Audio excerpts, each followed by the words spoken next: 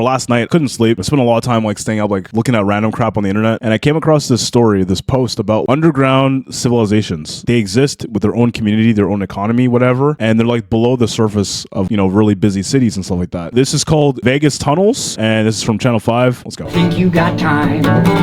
Time's never on your side. Feel your mind get taken for a ride. Nothing changed, yet no one stayed the same. Fun fact too, I made a bunch of videos on this already from before, even in the shorts. I've actually never been to Vegas, and I've actually never really gambled. So I always find gambling and like casinos and stuff like that to be very, very interesting, just because of like people getting addicted, and also just in general, like the whole scope of like, you know, I got money, let me go to a place and use that money and make more money, or potentially be, you know, come out being depressed because I have no more money and then want to jump off the side of a building. But anyways, let's go. Everybody's got a name. I like how they blur that out. And everybody plays the game. Everybody plays the game for sure.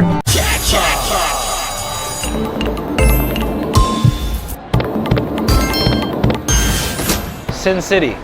What happens in Vegas stays in Vegas. What happens in Vegas It's a place stays in of Vegas. exorbitant wealth, gambling, and luxury resorts. However, 35,000 people are homeless in Las Vegas, and many of them live in the tunnels below Caesar's Palace. Living in the tunnels is crazy work. Cool, huh? But you see how clean it is? The casinos, you know, like they go through the drain and they come through here. Do you guys use this for anything? Yeah, we wash clothes. Put a bucket under it, get the water, and wash and rinse. That's crazy. You guys take showers with this? We take showers on the other one. You know, the other one's a lot cleaner. This is pretty clean though. Yeah, it's clean. This documentary will explore the life of the people living in the drainage tunnels beneath the Las Vegas Strip. A small... Do you see what I'm saying? Like, bro, that's nuts. People living below casinos, but in Vegas. Isn't that insane? That's why, and that's crazy, dude. That's crazy. I feel like this is something that can only happen in the States, though. Small community of unhoused people, often referred to as the mole people, who agreed to take me in for a short period of time. Vegas, baby. Good night. See you in the morning. We promise we won't do anything to them. We won't tie them up or nothing like that. No bondage, stuff films, no, not tonight. What? If you're an avid documentary watcher, you may have seen there's been dozens upon dozens of documentaries made about this small community in the past 6 years. After it was first investigated by researcher Matt O'Brien, who wrote a book called Beneath the Neon, and started a non-profit organization to help them called Shine a Light, a recovery center ran by former tunnel people. That's my booking picture. The tunnels have been a magnet for documentary filmmakers for quite some time, myself included. Get out of the damn way, dude. This is the illest juxtaposition imaginable. Think about it. Are you thinking about it? And to me, the public fascination about the tunnels makes complete sense. Between Teenage Mutant Ninja Turtles, the legendary New York documentary, Dark Days, which documented the Freedom Tunnels in Harlem in the late 90s, and the underground post-apocalyptic gameplay in the Fallout series, it's safe to say that we all share a mutual fascination with hidden, underground, subterranean living. But still, I was hesitant to make a Vegas Tunnels video, much like I've been hesitant to make a video about the gathering of the Juggalos, or Slab City, California. Sheer journalistic oversaturation. Hold on. But there were a couple factors. Do you guys know what the Juggalos are? That's another thing. That's another rabbit hole that I'm not gonna go down right now. But that stuff, it's fascinating, but it's also insane. You know what I mean? Like crazy. It made me feel like it was worth it. The main factor being that it is illegal to be homeless in Las Vegas. Our previous videos on homelessness explored the streets of San Francisco and Philadelphia, where in certain sections of town, homelessness and public drug consumption are decriminalized. And for some reason, police turn a complete blind eye to hellish street scenes, resulting in visually grotesque viral videos and national headlines declaring a state of emergency. But Las Vegas, on the other hand, has just as many homeless people as Philly and San Francisco, but it's not a progressive... Hold on, Porg, are you talking to yourself? Porg, you straight up talking to yourself? Bro, why are you talking to yourself? Yo, you're talking to yourself. Why are you starting beef with yourself? Chat, if you don't know this, Pork on YouTube and Fortnite 123317 are the same person. What are you doing? I'm lonely. Wow. All right, I'm gonna ignore that. I'm gonna ignore what you're saying. I want to watch this documentary. City and is much different in terms of policy. In Vegas, Metro PD militantly enforces what are called vagrancy laws that essentially make it illegal to be homeless. Homeless being defined by excessive loitering, panhandling, or reselling items like snacks or water. Because they're actually engaging in a business. None of them are licensed typically. And then there is an issue, of course, with the source of their water. Upon your first arrest, you're given a misdemeanor. But after your third arrest, you're given 6 months in county jail and a $1,000 fine. So it's for this reason, in addition to the intense summer heat, that many of the city's homeless have sought refuge in the tunnels underground. This is our shower. But that being said, I felt like highlighting this contrast between homelessness in progressive cities versus in Las Vegas still wasn't enough to warrant a full-blown documentary on my end. After all, if I've learned one thing as a journalist, it's that raising awareness as a motif is borderline useless in almost all cases, and simply humanizing a perhaps misunderstood, controversial, or impoverished interview subject really does nothing to actually help them in the long run. And that's not to say that I regret any previous work that I've done. I just think that in this stage of my life, if I'm gonna document someone actively struggling, I feel a responsibility to at least try to help them. So this in mind, I figured that if I was gonna do this documentary, my goal would be to actually help the tunnel dwellers and provide a model for future solutions to homelessness that go beyond bologna sandwiches and prayers. So in this episode, we'll not only learn about life in the tunnels, but also how they eat, how they work around Las Vegas's vagrancy laws to earn money, what the current options are for recovery. This guy's crazy, but I wonder like how sick that he's gotten before, like just doing all this stuff. Like it's sick that he's doing it and he's bringing awareness, whatever. But like I literally wonder like how, like, has he like gotten infected with anything? Has he gotten like poisoned before? That's some scary stuff, man. Like, let alone like, you know, what if you like you're sleeping in one of those places, you get robbed, you get killed. Like there's so many what ifs, right? And at the end of the day, you're just like, you're trying to help them, but they're just trying to survive. And if they see you as being like an option for, you know, getting tools, getting money, getting whatever, like you're just a tool of them, right? Like that, isn't that wild? Because, you know, at the end of the day, humans going to human. Survival of the fittest, right? So I don't know. I find this, like, I think it's sick that he's doing what he's doing, but again, that's like crazy work, actually. And ultimately help them navigate through what they say is the number1 obstacle that's kept them homeless, the inability to get a valid ID or driver's license in the state of Nevada. Smile! Alrighty, thank you very much. Not a single person living in the tunnels had an ID, and though it might seem like a somewhat trivial item to some of you, without an ID, you can't qualify for housing, be admitted to shelters, work day labor jobs, open a bank account, buy cigarettes, or receive any type of government aid. And so the second half of this episode will be spent above ground, devoted. I think this is more fascinating too because I'm Canadian, I'm not American, so there's so many like things that happen here that will never happen in Canada, which is like, it's illegal to be homeless. That's wild, bro. How are they gonna pass that? It's illegal to be homeless. What do you do? What do you do? What if you like, imagine like you go bankrupt, you lose your job, you lose your house, you lose like access to your bank account, maybe you have nothing and you can't sleep anymore because you don't have anywhere to sleep. And then you're just like, well, I guess I'll just sleep on a bench, or I'm gonna go like you're not. It's not like you're doing anything like to harm anyone. You're just trying to survive, right? And then like cops show up and they're like, "We're gonna arrest you because you're being illegal. You know what I mean? Like what do you want me to do? Like what do you do? What do you actually do? Like that's crazy." Devoted entirely to getting as many people in the tunnels IDs as we could, that's which, crazy. As you'll learn, is a painstaking, nearly impossible process to go through without a housed co-signer like myself. Anyways, let's back up a bit to the. Yo, honestly, what Snoopy just said. What if you lose all your money on a flight? Well, there's that thing, but you still have your ID and stuff, right? But like orange jacket, that's crazy. That actually happens. So hey, you're under arrest for what? Being poor. Being poor is the most expensive thing you can do. Like in life. Life is harder when you're poor. Like when you don't have access to like, you know, not just money, but resources and stuff like that. Like you're screwed. Like that, bro, like it's crazy out there, man. The afternoon of October 5th, just a couple hours before I entered the tunnels, hanging out with my old buddy, Mr. Daddy. What's up, baby? Afternoon of October 5th, just a couple hours before I entered the tunnels, hanging out with my old buddy, Mr. Daddy. What's up, baby? Las Vegas, Nevada. Hot Las Vegas, Nevada. Damn. City of lust. Vegas! They call it Sin City for Oh, a reason. no. This is where you come to see titties. Black titties, white titties, yellow titties. I love all titties. This is the place. City of popular wealth and excessive gambling. Yo! A playground for Yo! billionaire playboys like Chris Angel Mindfreak, Dan Yo! Bilzerian, the Blue Man Group. Yo, David they should have started the video off with that. That's a crazy opener. I love titties. Damn. Copperfield, an alleged slip and fall con man, Farhad Naqvi. Mark Wahlberg is here. No fucking way. Yeah, Mark Wahlberg's out here now. Vegas! That's funny, What's new, bro? Man, a lot of things. Yeah, girl Mr. like an Daddy. answer to. Yeah. Yeah, hello. It's been a couple years. I know, right? It's been a minute, homie. Yeah. Yeah. How you been? Midway through this interview, I had a shocking revelation, which is that many new Channel 5 fans may not know who Mr. Daddy even is. No. My name is Mr. Daddy. This is my favorite dance move. For reference, I met Mr. Daddy about 4.5 Mr. Daddy. What kind of name is that? Out of all the names you could come up with, why that name? What? Mr.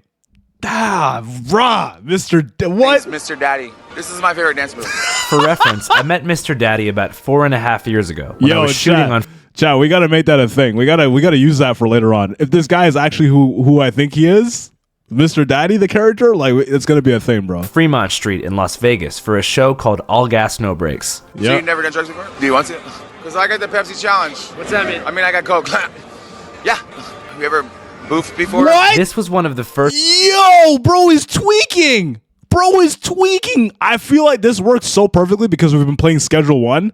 I feel like this is the character. This is who we're supposed to be in Schedule 1. We're supposed to be Mr. Daddy. You know what I mean? Like, I feel like he just asked, you want to do the Pepsi challenge? You want to Wow. I mean, I got Coke. Yeah. Have you ever boofed before? This was one of the first All Gas No Brakes Instagram clips to go viral in 2019 and inspired multiple future collaborations. You remind me of a cigarette. Why? Because I want to get you fucking lit and then put your butt in my mouth. And even resulted. What the What? What?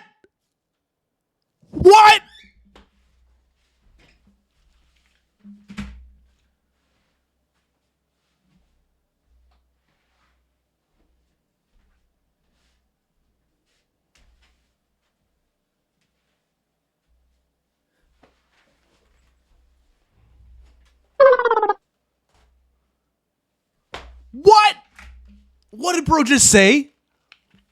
What did bro just say? What did bro just say? What did bro just say? What did bro just say? What did he just say? That is the craziest. I mean, if we're talking about Riz lines, that's pretty Rizzy, but like that is the craziest thing I've ever heard anyone say. I low-key want to write that down. That is insane, bro. That is insane, bro. Resulted in Cigarette. Why? 19 and inspired multiple future collaborations. You remind me of a cigarette. Why? Because I want to get you fucking lit and then put your butt in my mouth. And even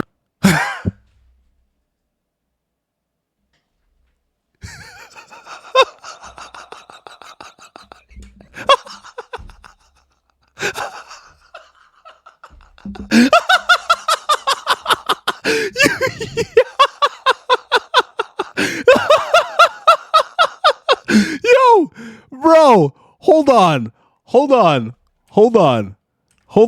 Remind me of a cigarette. Why? Because I want to get you fucking lit and then put your butt in my mouth. and even result.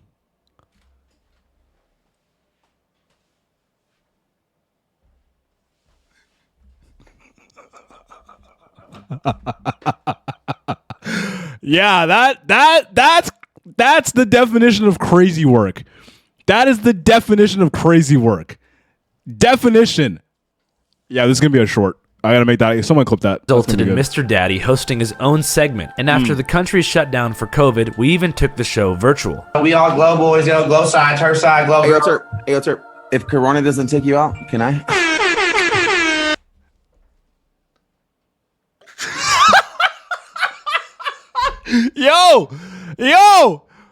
Yo, bro said if Corona doesn't take you out, can I? Yo, oh my gosh, what is this?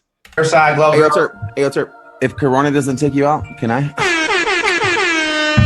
But as 2020 kicked off and became a year from hell from a political standpoint, I guess I lost touch with Mr. Daddy. But Mr. Daddy's a great man, and so I'm happy to reintroduce him. How you been? I'm good, bro. What's new in your life? I'll post it later. I'm working on a sketch comedy TV show right now. Also, I've been 5 months sober, off the alcohol, which is good. Yeah. The Las Vegas diet, What's the Las Vegas diet? So you know what California sober is, right? It's like when you only smoke weed, you don't do drugs. Yeah. So Las Vegas sober is when you don't drink alcohol, but you still do the drugs. Yeah. You know what I mean? Yeah. Type shit all the time. So the Pepsi challenge, right? Type shit. Yo, bro is zooked out of his head top, bro. For real. Oh my gosh.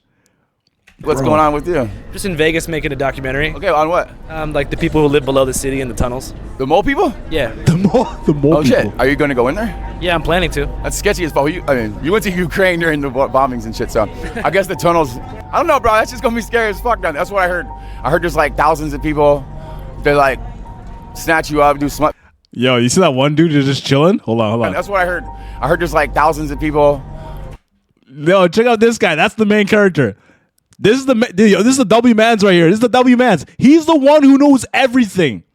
He's the guy who knows everything. He's just chilling. He's like, hey, I want to take me out to dinner. You know what I'm saying? What are you talking about? He ain't talking about nothing. No, ain't talking about nothing. No type of shit like that, bro. I know what's going on in them streets, in them tunnels. He is the mole king. He is the mole king. He's got the he's aura farming right now. Look at that pose. Look at this pose.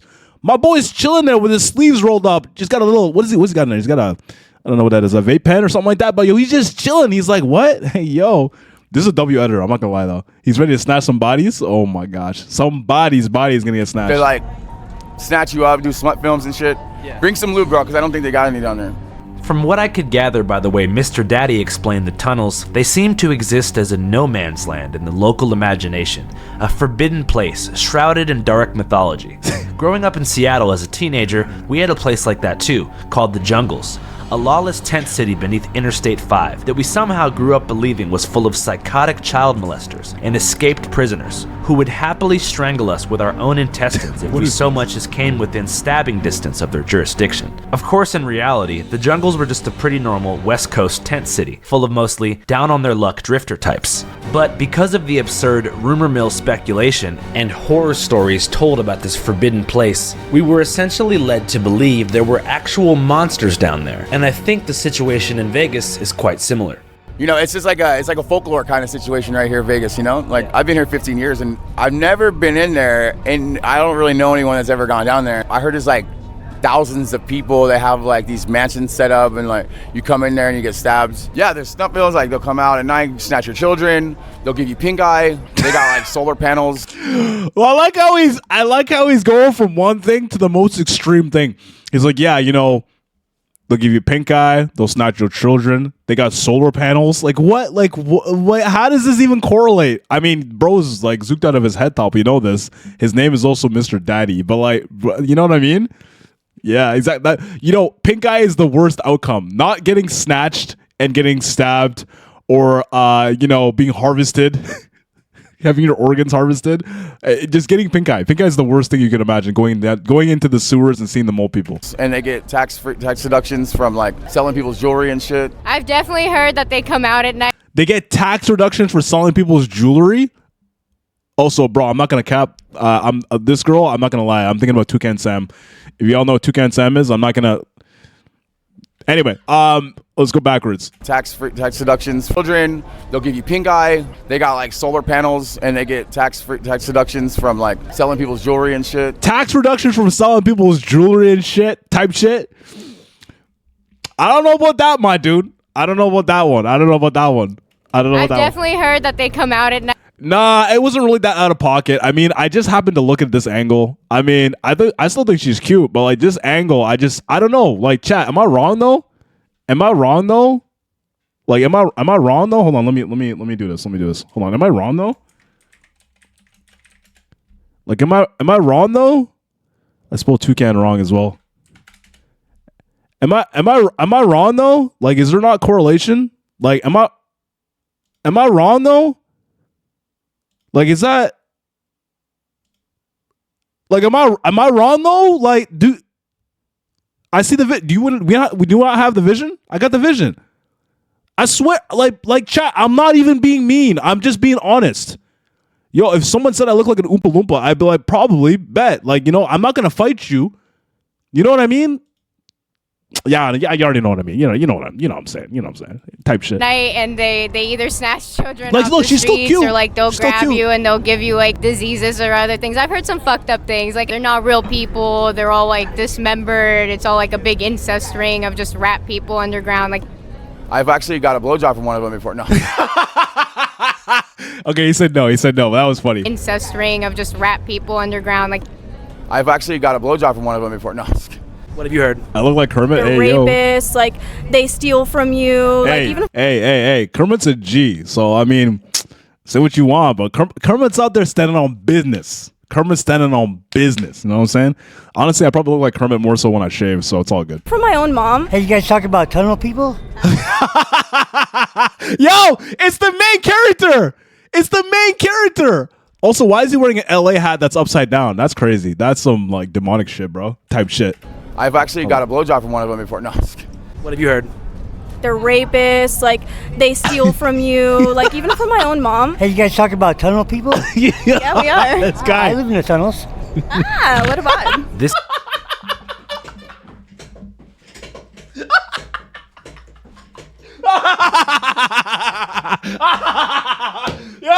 Yo, Glenn is my guy. Glenn is the plug. I'm telling you, bro. That was perfect.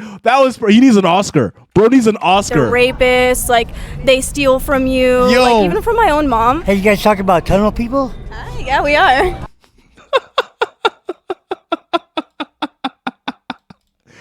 I Hold on. A little bit faster. live in the tunnels. What about? this is Glenn. Oh my gosh. This is Glenn. Glenn's not like your irregular type of person. He lives in the tunnels. He also is missing his whole front row of teeth, but he doesn't need that. Why? Because Glenn is standing on business. Glenn's a real one.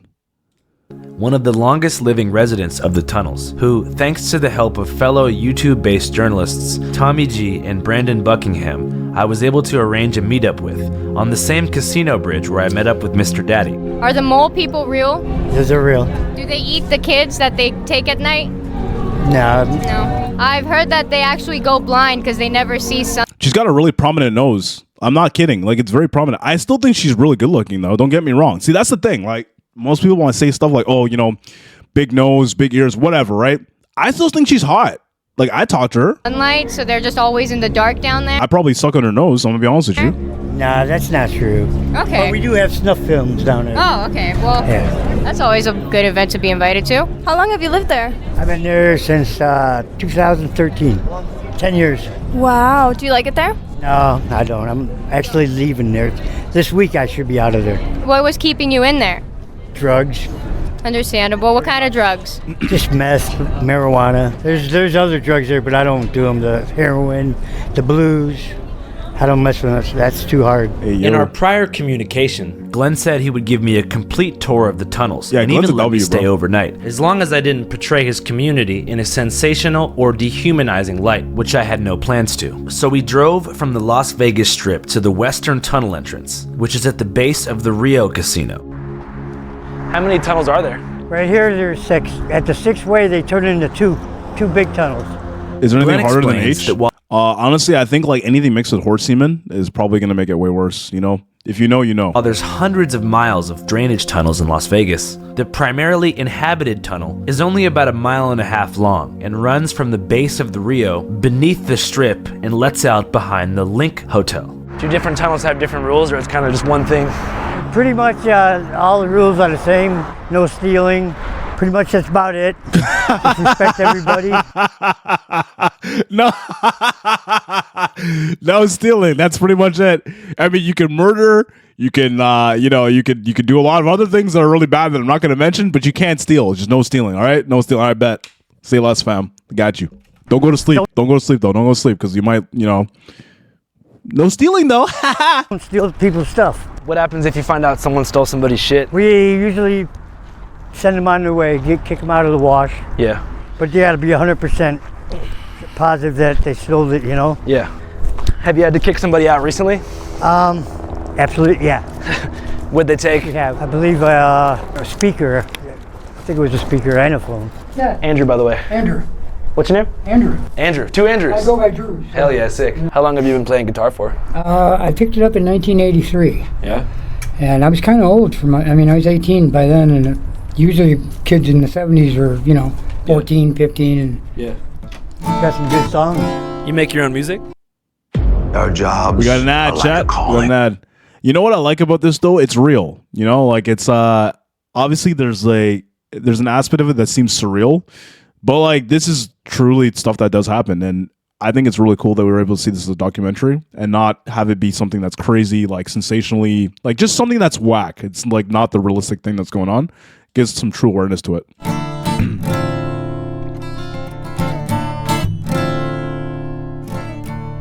yesterday, just a memory away. Does tomorrow really come? I've heard that time can ease a troubled mind, but if tomorrow doesn't come, you don't feel your mind unravel. You know tomorrow travels. Sometimes I wonder where a lot of these people would be if they weren't like obviously like broke and obviously like addicted to drugs. And if tomorrow fades away, well, we still have today. But if your dreams become your shattered dreams, because tomorrow never comes, well, now your dreams away. That's because tomorrow takes a lonely path around the sun. Seems like people here are in pretty good spirits, huh? But yeah, pretty much we are, considering the situation we're in. Yeah. You know, some of the people prefer to be down here. They like it. You think some people prefer to be homeless? Yeah, absolutely. Some do, actually. If you could theorize, why do you think some people prefer that? Drugs, able to do whatever they want, when they want. A lot of people that way. So you think even if they got offered housing, they'd be like, no? Yeah, absolutely. There are some that refuse it, yeah. Really? Crazy. Absolutely. For what reason, you think? Just what they don't want no rules. They don't want to be told what to do or anything like that. This is where my good friend Animal died just like a month ago. How did he pass? OD'd, I guess. We haven't gotten the toxicology report, but yeah, he pretty much he OD'd. And he's the guy I used to scrap with all the time. Yeah. He's a close friend of mine, and he also he was the guy that was on the strip. I don't know if you ever saw it on the news and everything. Superman knocking the guy out. A fight scene with superheroes plays out on the strip, and now this video is making the rounds on Facebook. 13 Action News reporter Brian Callahan spoke to street performers about how often they have to deal with this stuff while they're just trying to earn a living. That's him. Really? Yes, Animal. Yeah, that's who just passed away. Oh, fentanyl. Damn. Is that how a lot of people are dying down here? Yes, they are. People are getting in mess and everything and dying. There's crazy, man. Two that was just died up on the ledge here. Don't do drugs, chat. Found a bag of coke. They thought it was a coke on the strip, and they snorted a line of it, and it killed them. Killed them both? Killed them both. I mean, it looks just like meth. I don't even want to do meth anymore. Yeah. I'm so tired of it. Tired of the way people look at me and everything like that. When you smoke meth? Yeah. Well, yeah. Just being homeless and everything. They look at you a whole different way. The undesirables, they call us, or the mole people. I used to be the man back in the day. Just to let you know that, until my friend was shot and killed. Oof. My connect and my best friend. That's hard, bro. That's rough, bro. That's rough. That's some true shit, bro. Like, you could be like on top of everything in your life. Everything can be going good, and then like, in blink of an eye, it can all change. Especially if someone close to you passes away. Like, it kind of happened to me.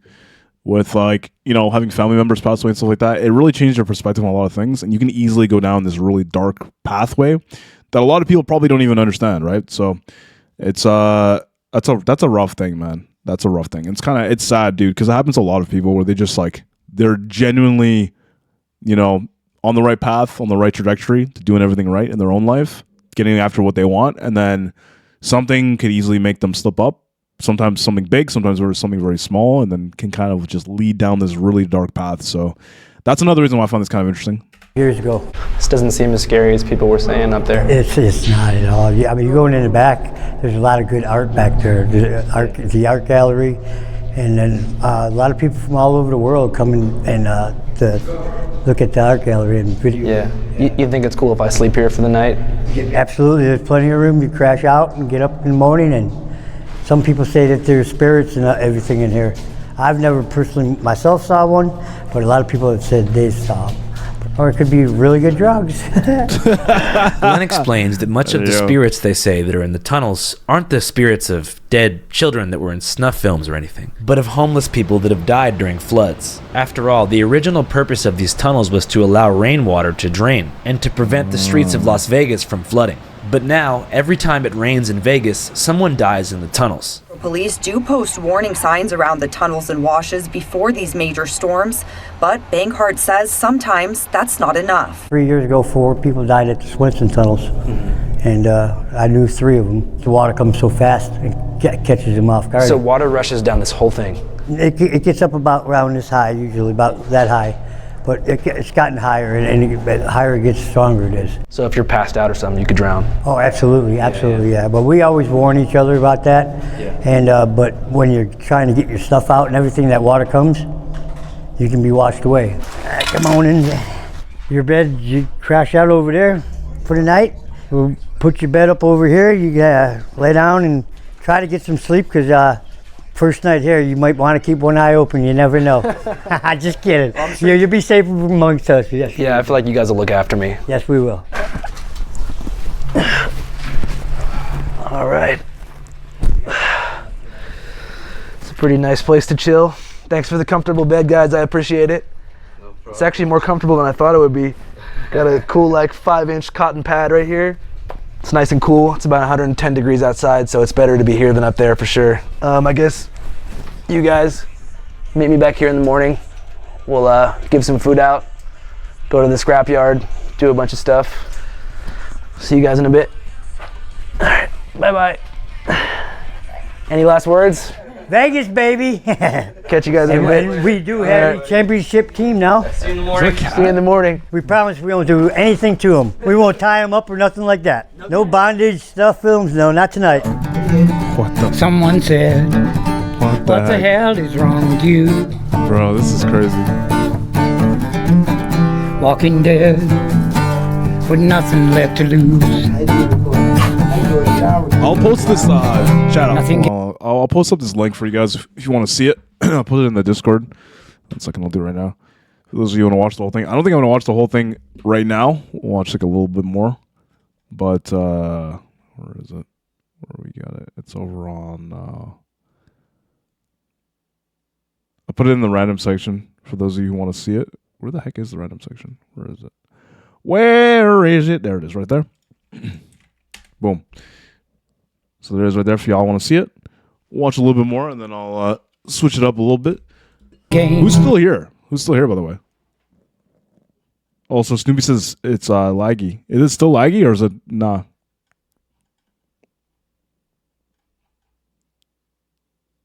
It's not still laggy, right? Is it?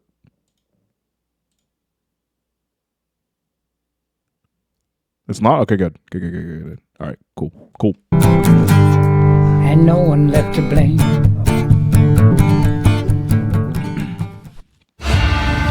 Oh, yeah. Adception, chat. Adception. Top of the morning to you. How you doing? Going, man? I did see the stuff. It was fantastic. I'll check it out fully later, though. All right. Yeah. Nice. Unbeknownst to the tunnel people, I'd phoned a friend to come and give out food, supplies, and beyond. Hey, this is Crip Mac's Mama Bear, and we're out here at the tunnel, and today I brought a bunch of items that they can utilize under there that maybe they don't get usually, and make them feel human, of course. For those unfamiliar, her son, Crip Mac, is currently serving a sentence in a federal facility for firearm possession. However, from behind bars, his one request to her was to continue his mission of feeding the people and giving back to the homeless. In the bag, they have a toothbrush, wipes, there's hand sanitizer, popcorn, noodles, we have a banana, an orange, an apple, and a granola bar. Why did you say banana like that? Yeah, I see you brought these two for the... Oh, for the ladies, for the lady people. Some tampones, and then a little sucker, you know, for that sweetness that you need during that time of month. Okay, so come on up and grab a drink, and good morning, I'm Crystal. Hi, Andy. Andy, my girl. Okay, so I got some for you, Mama. And if you stick around about 20 minutes, I have pizzas coming. Do you? Yes, please, consider it. Do you want ice water as well? Yeah, no. Why did you choose to live in the tunnels? Because it's out of sight. It's safe. And they take care of each other down there. If they know that someone freaking, you know what I mean, you don't want to be around and stuff, when they come, you know what I mean, they'll freaking, like, tell them to kick rocks and shit, you know what I mean? They won't let them near you, you know? Kick rocks. Boyfriend. I actually have 2 kids by him, and he freaking was really abusive, really physically abusive, and he will kill me.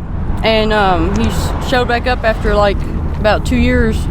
We know someone that stays down that way, and I think freaking they told him where I was. I don't know when he did. CJ and Frankie was out there with me, and I freaking stood up. I was like, Frankie, don't let him near me, because he planned on killing my ass, literally. So for you, it's almost like you get protections living down there. Yeah. Better than freaking the cops can do, because by the time freaking I get to a phone to freaking call, you know what I mean, I'll already be dead. Even if you get a freaking restraining order against them and stuff, once they get to you, you don't have time and cops to respond, you know what I mean, before anything happens. How long were you guys together for? Probably like 6-7 years. Narcissists, they don't freaking act that way at first. They wait a year, 2 years, 3 years, and then they change. And then freaking you have hope that they'll go back to the way they were. And so you freaking lie to yourself and lie to everybody around you. But the truth is they'll never go back that way, because that wasn't who they really were. And this last time I left him, I didn't charge my phone for 3 weeks, because I knew if I talked to him, went back to him, knowing the fact that he'd probably kill me one day. And that's scary. Woo, what us women do, we go back. It's gonna be different this time, right? But it ain't. Different, It ain't. You have to almost freaking trick your own mind into not doing it. I have an ex-husband who is a classic case of a narcissist, and I just learned a lot about myself dealing with him, what I was willing to deal with. Fuck you, Mr. Gary. And you learn a lot about what the freaking human body is capable of freaking going through and capable of doing. Right. I've had several head lacerations. One caused me muscle spasms for weeks, so freaking sometimes when people say stuff, it takes like a second for it to register, and freaking... Time is inconsequential to me at this point. It's just who you spend it with, and it's how you know, what you do with your time when you're here, you know what I mean? Of course, you're so right. You're so right about that. I got a new boyfriend now who's awesome. He's in jail right now, though. Okay. And so, hold on, oof. Let me run that back, Turbo. Run that back. Hold on. I got a new boyfriend now who's awesome. He's in jail right now, though. Okay. And so, Damn. I've pretty much been staying in the tunnels here lately, especially without him here and stuff, in case my ex shows up or whatever. Do the cops come here a lot, the Metro cops, and bust stuff up? They didn't used to, but here lately they've been coming a lot and like giving people trespassing tickets or like taking you to jail for trespassing. The number of people living in some flood control tunnels beneath the valley is down quite a bit in the last couple of months. Trespass notices go up around washes and tunnels.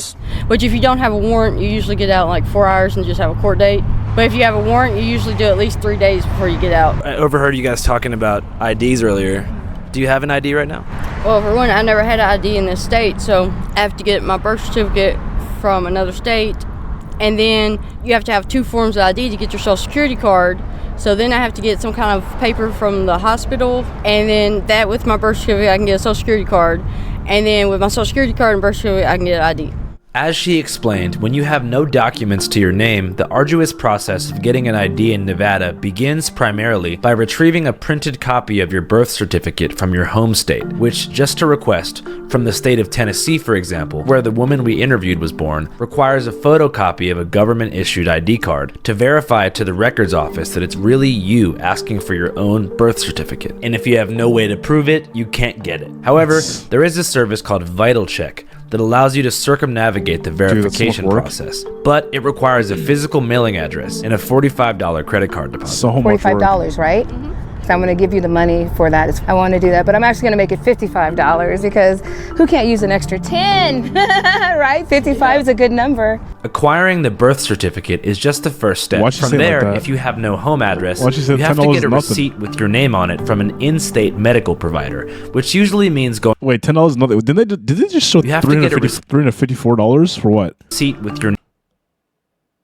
Oh, this is just like an example. Name on it from an in-state medical provider, which usually means going to an urgent care for a single $100 checkup. I have to go to the hospital, get another form, some kind of paper from the hospital. With both that medical receipt and your birth certificate, you then go to the Social Security office and apply for a Social Security card, which is free. Once you get that, you can finally go to the licensing center and apply for an official state ID. And assuming you have a place to send it to and $20 to pay the fee, you'll finally have one. So in other words, would it be fair to say that you need an ID in order to get an ID? Yes.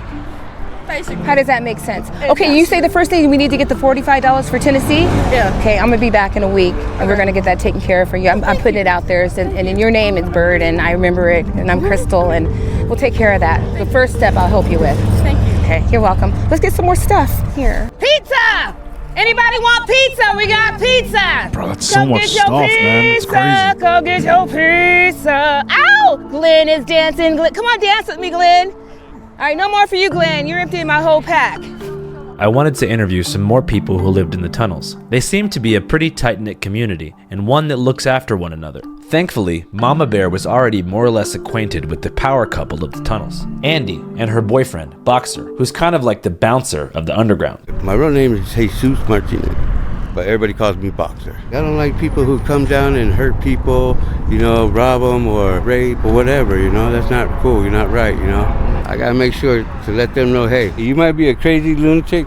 That's okay. I can handle you. No problem. If I can handle my girl, I can handle you. I've been in front of guns. I've been in front of knives. I got hit with bats, you know. I'm still here. Why do they call you Boxer? Because I used to box. I used to box professionally. I used to do MMA too. Now I'm 54. Ooh, I'm getting old to climb these steps, but hey, a young one who wants to dance, let's go, buddy. I'm fit for it. You like it out here? I love it out here. You get on the roller coaster, hold on, you're going for a ride, right? What are some of the main challenges you face living in the tunnels? Floods. Yeah, floods. Rains. When it comes in rainy season, we get a lot of water coming through. Everything gets washed away. Animals, kittens. She lost a couple kittens already. Sorry to ruin your groove. Lost a couple of kittens. That's oof. Oof. I'm also wondering about, like, you know, animals that come down and have like rabies and stuff like that. What do you do? What do you do? And this one kept trying to tell me where she was, and I didn't catch it. And she was like sisters to this one and that one. Yeah, this is Thumper. She was born on March 6th. You just got to be careful. Do you guys deal with any harassment from the police? Oh my God, almost every other day. They just come in, grab you, go through your stuff, and take you to jail. State of Nevada versus Andrea Cook, 20 CR 012761. Andrea Cook is far from a violent person. I got a few tickets for trespassing. They say, we're going to get you trespassing, we're going to get you for this. Why? What are we doing to you? We're doing what you said, out of sight, out of mind. How do you make money living down here? Scrap. We scrap for metal, we scrap for copper, we scrap for aluminum, whatever we could sell. So you kind of just walk around, grab cans, and then take them to the recycling plant? Garbage cans, we go through them, we look for aluminum cans. People throw away money and they don't know it. How much can you make on a good day scrapping? In scrapping, you can make a good day up to $250 to $300. Really? Mm-hmm. Because there's a lot of people throw away like wires and stuff like that. That's copper. Mm-hmm. Copper's higher than anything else right now. So if somebody wants to come here and help you guys, what do you need most? First thing first, friendship and a handshake. How you doing? That'd be the best thing of all. Second thing, people's respect and a smile from them. You don't get that no more now these days. You can't say, hey, how you doing? They just look at you mean or whatever, you know. I don't know you, you know. What happened to those days where you say, hey, how you doing, you know? Yeah, that's what I miss. A lot of people just forget they're too stuck on either working or on themselves. Despite being treated like undesirables by the general public, Boxer and Andy say they more or less enjoy their life in the tunnels. For the most part, it's not bad because it's cooler during the summertime, it's warmer in the winter, and you are out of officer spaces. There's nothing really crazy there. You know what actually I think is legitimately insane? Would be like some of these people, they're like bro, she could be like 37, like maybe 40, but she looks like she's turning 80. Like that's why drugs are like terrible, dude. Like hard drugs will really like, oof, you know what I'm saying? Like that, and obviously like being in the sun all day or whatever. But like, dude, that's yeah, sheesh. It happens down here. People die because they make bad choices sometimes, or because it's that time for them, or whatever. I mean, people get high and they act like they're out of their mind. I have seen people die over that though. Heroin/blues. When did you see like blues start to come on the scene? You know what? I didn't even know what those were until 6 months ago, maybe. Yeah, we don't allow that down here. We've had a couple friends die down here doing that. Following the death of Joker and Animal, Boxer and Andy decided to change the rules of the Rio tunnels to make it no fentanyl, heroin, or blues, which are fentanyl pills, allowed. And so everybody said, no, anybody who does that, they're not allowed over here. So these particular tunnels, there's no blues, no heroin? No, they're not allowed here. Blues or heroin here, no. You want to smoke weed, fine, go inside the tunnel. You know, things like that, but... In these tunnels, there's really only 2 drugs allowed. Meth and weed. It's almost hard to imagine that we're living in a world where now meth is considered to be a soft drug, but I guess that's what fentanyl and tranq have done. How long have you been out here for?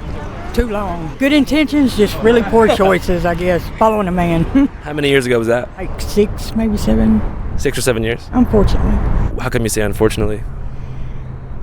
Because I'm in a tunnel.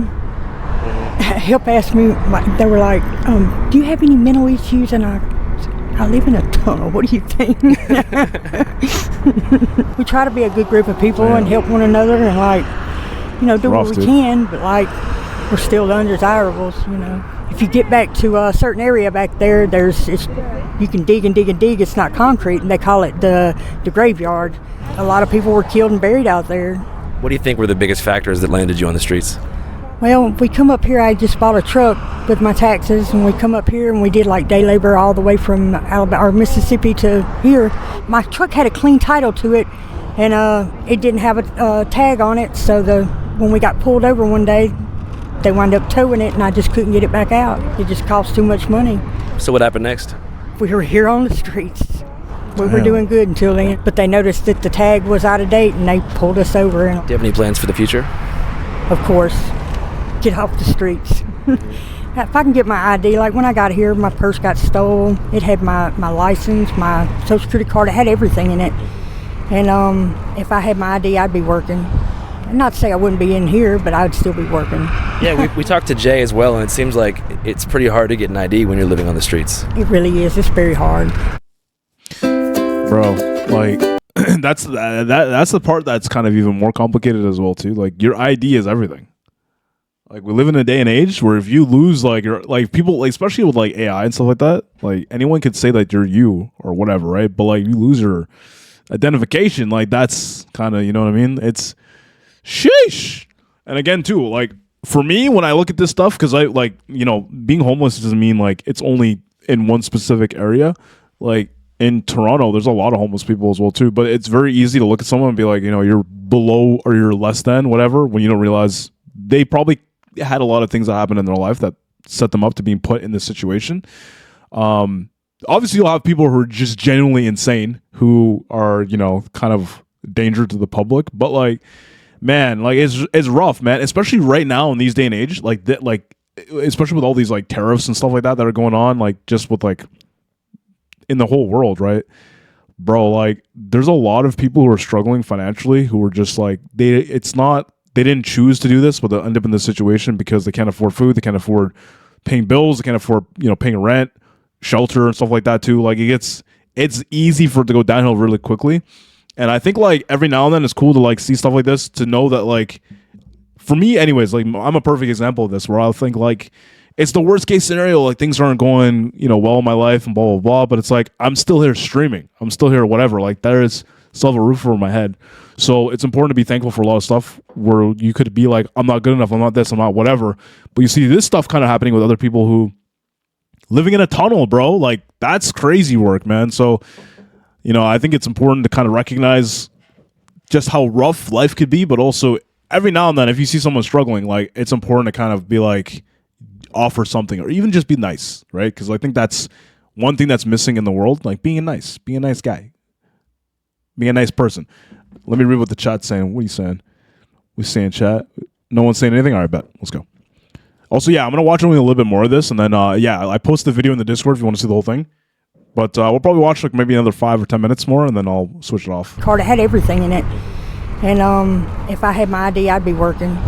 Not to say I wouldn't be in here, but I'd still be working. Yeah, we talked to Jay as well, and it seems like it's pretty hard to get an ID when you're living on the streets. It really is. It's very hard. Earlier in the year, way before we actually filmed this video, I went to the tunnels. I think it was in May of 2023, and I went to go meet up with this guy named Jay. The conversation with Jay was actually quite interesting, but it mostly actually revolved around the difficulties in getting an ID. So I figured it'd be good to bring back for the purpose of this segment. My name is Jay. I've been down here like probably 9 years, and that's nothing to be proud of, but like you get stuck. When I say stuck, I mean it's absolutely shockingly amazing to me how hard it is to get an ID with no ID. I mean, they can put you in jail, they know you are who you say you are, but you can't get an ID. And with no ID, guess what? You can't do anything. You can't work, you can't get an apartment, you can't do anything. I mean, and you're automatically a criminal. I look at it that way. I'm 47 years old. I've been stuck out here for like 13 years. It's like a quarter of my life. I wish there was some way through fingerprinting or DNA or some fucking thing that I could get my ID, because it comes to the point where I've tried now for so many years, 9 years, 10 years I've been trying to get my ID. I'm still ID-less. It's not like you lose hope, but the shit just doesn't work. I've never had an Nevada ID previously, so apparently that's more of a problem. So yeah, I'll walk to freaking Israel or something if I have to, swim, whatever it takes to get an ID, but guess what? That shit's not working. And when you tell people you can't get your ID, of course they say that's not true. But it is true. It's not. I mean, anybody who says you just go down and get your ID or your birth certificate, you have to show me how, because I've tried every way. When I was younger, if you lose your driver's license, you go pay $12 to get a new one. Those days are gone. Those days are gone. Apparently, they freed up. We said $8.2 million for the homeless. Just got granted to the city or something to this extent. The Las Vegas City Council approving more than $8 million for homeless assistance. Exactly how that $8.2 million will be spent is overseen by the Director of Neighborhood Services. Do I think I'll see any of that? No. Do I have any interest in it? No. Money doesn't mean anything. It has no value to me. I mean that because I can't do anything with it. I mean, really, I can't. I mean, I can't even get a hotel room for a night because I have no ID. I mean, until you have no ID, you won't realize how bad of a problem it is. I just call it the revolving door fuckery. I mean, it sounds bad, but it's totally true. It seems like every time you get up, you're getting kicked down. No material objects have any value to me anymore anyway. I mean, that I've had all my stuff bulldozed and stolen so many times that I'm just holding it till a nice person takes it. I could care less. Yeah. I mean that too. And I've had some valuable things. I mean, you'll be shocked when you have millions of dollars how many friends you have. And then when you have nothing, you'll find out who your real friends are. You'll be shocked. You know, it's true. And material objects are just material objects. That's it. Not even worth it. You're wasting time. How'd you first get to Vegas? Greyhound bus. Had a painkiller problem after I got shot. 10 years ago, Jay was shot in the head in New Hampshire and miraculously survived. But the battle with prescription painkillers that ensued during his recovery caused him to spiral into a cycle of drug addiction and homelessness. Can you tell us what happened with you? Yo, what's up, still Bob? How you doing, bro? Yeah, shooting? I got shot in the head. Yeah, I got carjacked, shot in the head in like 03. In the hospital 11 months the first time, died 3 times. I was back there in 06 for 7 months, died a 4th time. Yeah. So you got carjacked? Yep. I don't know why I would have argued with anybody. The car was a piece of crap anyhow. That's reality. Like I said, everything happens for a reason. Be it from God or from what you've done or whatnot, you know. Where were you? New Hampshire. Yep. I moved back there from here because my father passed away at 45. My mother was in a wheelchair, so I moved back there to take care of her. I got carjacked like the second day I was back there. Damn, so bro. What's the hottest online slots? Damn, bro. That's rough, dude. That's rough. Reason I used to be hateful and derogatory about that. It changes the way you look at all this shit, but it's really irrelevant to me. I don't care. I'm the same as you or anybody else as far as how I look. It is what it is. I'm not angry or hateful towards that person in any way. I mean that. And if I could turn back time and change what's happened, I wouldn't. It's been a fun ride. You should enjoy life every day. And you know, how many people, when was the last time you walked on real grass with your shoes off and looked at the sky? Probably not very often. Probably a long time ago. You know, people don't appreciate the earth for what it is, I think, too. So, talking more about the painkillers, Yeah, did you get prescribed them pretty shortly after the incident? I issued a gargantuan amount of them, yep. Do you know which pills? Oh, yeah, many of them. Oxycontin, fentanyl, Roxicet, Dilaudid, Demerol, yeah, a lot. I see it like 6 Oxy 80s a day, 5 Roxicet 30s, 4 Dilaudid 8s, 4 Pert 15s, fentanyl 300 microgram patch every 3 days. I mean, I was to the point where I couldn't even sleep 4 hours. I'd be sick. I have to do pills. I did heroin to stop doing painkillers. I mean, that's not right, but it was that bad. You know, I mean, it's disgusting. And they're readily available, especially like with my medical past. I mean, I could go to the hospital right now and get a gargantuan amount of pills. Though Jay's experience is very unique in many ways, one thing that he shared is very common among tunnel people: the constant, endless loop of trying and failing to get an ID. Like, I tried to send off for mine online, and I had the money, the credit card and everything to do it with, but then they asked me, what reason do you want it? I want it for working to show, you know, proof of who I am. And they were like, well, you need to show us proof of who you are to even for us to file it. I'm like, well, what sense is that, you know? Like, up here, it is impossible. I mean, unless you're a hooker, and you know, I'm just too old for that right now. IDs aside, I was also very curious about how they powered electricity and light in the tunnels. According to the camp's electrician, Boxer, their entire community is powered by a single solar panel. Solar panels, well, they work by the sun. You get electricity. These big ones, they throw out good current, so you can charge a battery within 1 day. They're so simple because it's just 2 wires that come out of it. One's a hot and one's a cold. All the power you need to power up where you stay at, have light, have a fan in hot days. You can cook, you can run a TV, watch movies. A lot of people throw a lot of TVs away now these days, some good ones. So we end up either selling them or we keep them. Where'd you get this solar panel from? Construction sites.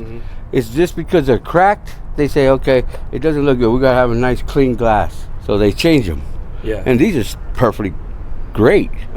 You know, they work. He says he got the panel from the dumpster of a nearby solar farm, where panels are immediately thrown away by workers if they find cracks, dents, or significant scratches. How many people do you think use the electricity from this panel? About 11 of us. How long have you been on the streets for?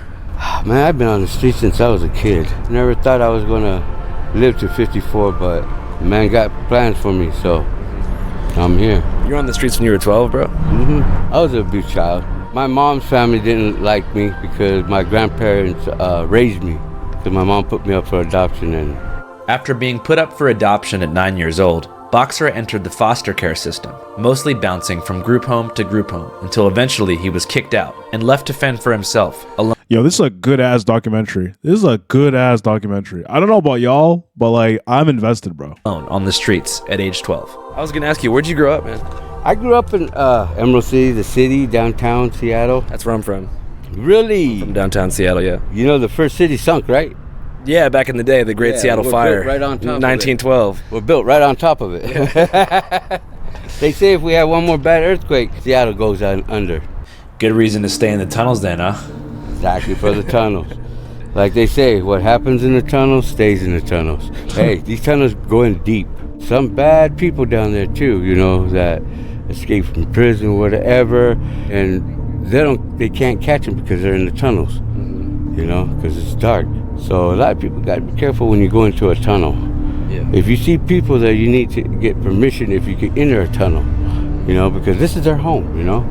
It's like me going to your home, you know. Do I just go in and enter the door? No, I'm gonna ask permission, you know. Yeah. And so that's the same way here. Everybody try to live that rule. After showing me his solar panel setup, Boxer and I enter the tunnels. When a flood comes, oh boy, it takes your everything. He explains that the floods are kind of a double-edged sword. While the floods do end up killing many pets, and oftentimes people, they also bring in a great deal of scrap metal that washes up in the drains. So the floods bring in like a lot of stuff you can scrap. Right. Brings us wiring. See, that's all that wire, that's all copper. Copper, well, that's money. They call this the six-way. This is where all our stuff comes.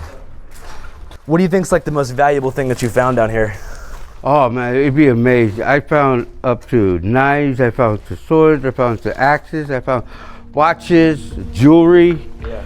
Hey, you learn how to survive in this kind of stuff. And that's the best thing about it. I feel like also being underneath Vegas, they probably find so much stuff. Like it makes sense, you know, like you're in a place where, I mean, I don't even know if they gamble themselves, whatever, but like you probably get away like figuring things out down there. Learning to survive. Sure. It's running water from the other places. This is from one of the casinos. Do you guys use this for anything? Yeah, we wash clothes. Do you guys take showers with this? We take showers on the other one. Do you want to give us any more? Yeah, sure. We're currently underneath Caesar's Palace. We're pretty much like in the heart of the tunnels right now. And in this area, a lot of people look for different stuff on the ground, like debris that comes in during the floods, so they can take it to the scrapyard or the pawn shop and make some money. So sometimes there's a lot of copper that flows down, sometimes motorcycles flow down, sometimes iPhones and Blackberries come down, Rolexes apparently, what else? Diamond rings, diamond earrings. You just find all sorts of things. Things you say, hey, I haven't seen that one before. Well, man, that's an old Atari. Wow. You know, you want to take it home, clean it up and fix it and see what happens. Majority of the time they'll work if they're not too banged up. Anything you find in the water, you gotta let it dry. I began to feel nostalgic for a different era, a more innocent time, when I was just a young boy with a metal detector on the shores of New Jersey, searching for hidden treasure beneath the Earth's surface. Whatever happened to metal detector guys anyway? They used to be everywhere. Perhaps they succumbed to online bullying, or reached a consensus as a community that treasure isn't real. Either way, this is a conversation for a different day. I wanted to learn more about Boxer's partner, Andy, who said she's been in the tunnel for over 6 years. The first time I came down in these tunnels was like 6 years ago or something. If you've never been out on the streets like this, and you're just used to being in your place or whatnot, you think the worst of homeless people, because you really don't know anything about what's going on in their lives or what put them there or anything like that. Most people automatically assume they're all drunks or they're all drug addicts. I know at one time I did. That's not the case. Sometimes real things actually happen to people that put them there that they have no control over. What do you think put you on the streets in the first place? A divorce. My husband went back to work after he was on FMLA from work for like 10 months. Because I quit working because I had a baby in 2007. And I refused to go back to work until she was old enough to go to school. My job as a mom is to raise my child. At that same time, my husband and I were kind of bumping heads, and he wasn't sure if he wanted to be married because he felt like I forced him to marry me. So here I am. How old's your daughter now? Almost 15. When's the last time you saw her? When she was 9. Mm-hmm. I can't get hold of them or nothing. I've tried. I had talked to her a lot about her dad and I, but she already knew. She's no dummy. What's your daughter's name? Athena. Do you know what Athena means? Or who Athena was? She was the goddess in battle or something like that, or love and wisdom or something. Her dad told me, as he's playing God of War, mind you, and I was pregnant with her, he's like, yeah, let's name her Athena. I was like, are you serious? No, but it actually fits her very well, and her middle name is Lorraine, L-A-R-E-I-G-N, and that means to rule, and she's very, very good at that. She simmers down her class when they get like excited, you know, after lunch and stuff, and she's really good that way. Everybody has a different idea what addiction is. There's a lot of different reasons people are out here, and it's not always because of drugs or alcohol. Spatula. Spatula? Hell yeah, pancake. I make pancakes here. I cook down here. As we approached their living quarters, Boxer wanted to give me a tour of his kitchen setup, which honestly wasn't too bad. This is my stove. I got my little frying pans. I'm a pothead, so This is my buddy when we smoke pot. Oh shit, that's a bong? Yeah. Oh hell yeah. I made that. That's sick. High good times. Is that a real human skull? No. I'm just kidding. After showing me his bong, Boxer and Andy requested that I go to the local grocery store to pick up 3 essential ingredients. Maple sausage, flour tacos, and hamburger meat, so that Boxer could cook for us and make his signature dish, tunnel tacos. Hey, we gotta eat good too, you know? Yeah. People don't think we eat good. They think we just jump in the garbage and get garbage stuff and everything. I tell them, no, we're not like that. We're just like everybody else, you know? In the following minutes, you'll get a step-by-step guide to preparing the ultimate underground delicacy, tunnel tacos. All right, let's dive in. Tunnel tacos, let's go. I barbecue too sometimes. It all depends, you know? Yeah. Step 1 is to locate a single paper plate to use as a cutting board. Paper plate. Then, you carefully slice the maple sausages into 1/4-inch slivers. Some people like to cook, some don't. I love to cook. Then, use your fingers to break up the meat. If you're serving more than 2 people, break open another box of sausages. Down here, well, it's kind of difficult. Depends, you know, if you got gas, you go ahead and do it. But if you don't got gas, you have to go get firewood. Okay, it's time to put it all on the grill. Yeah. So flip the plate. Then, steadily mix the sausages until the pink turns brown. And then once you smell the thick aroma of maple syrup, add hamburger meat. And using a spatula, mix the sausages and the hamburger meat together, allowing the maple syrup molecules to percolate into every last cell of beef. All you do is just let it fry. The flavor goes into the meat. Smell the maple. There you go.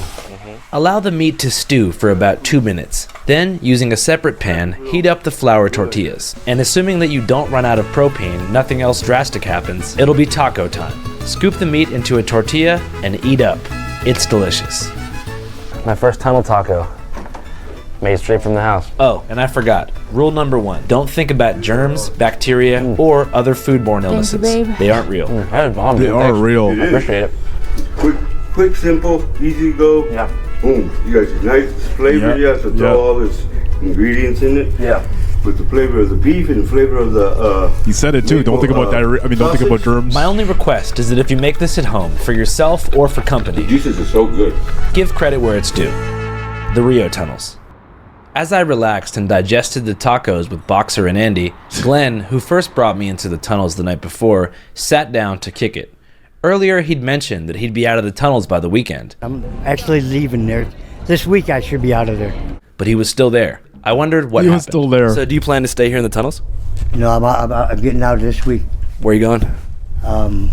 Inside, hopefully inside and forward, and to get a job, get my ID. I've got no. I mean, this is it. This is the deadline.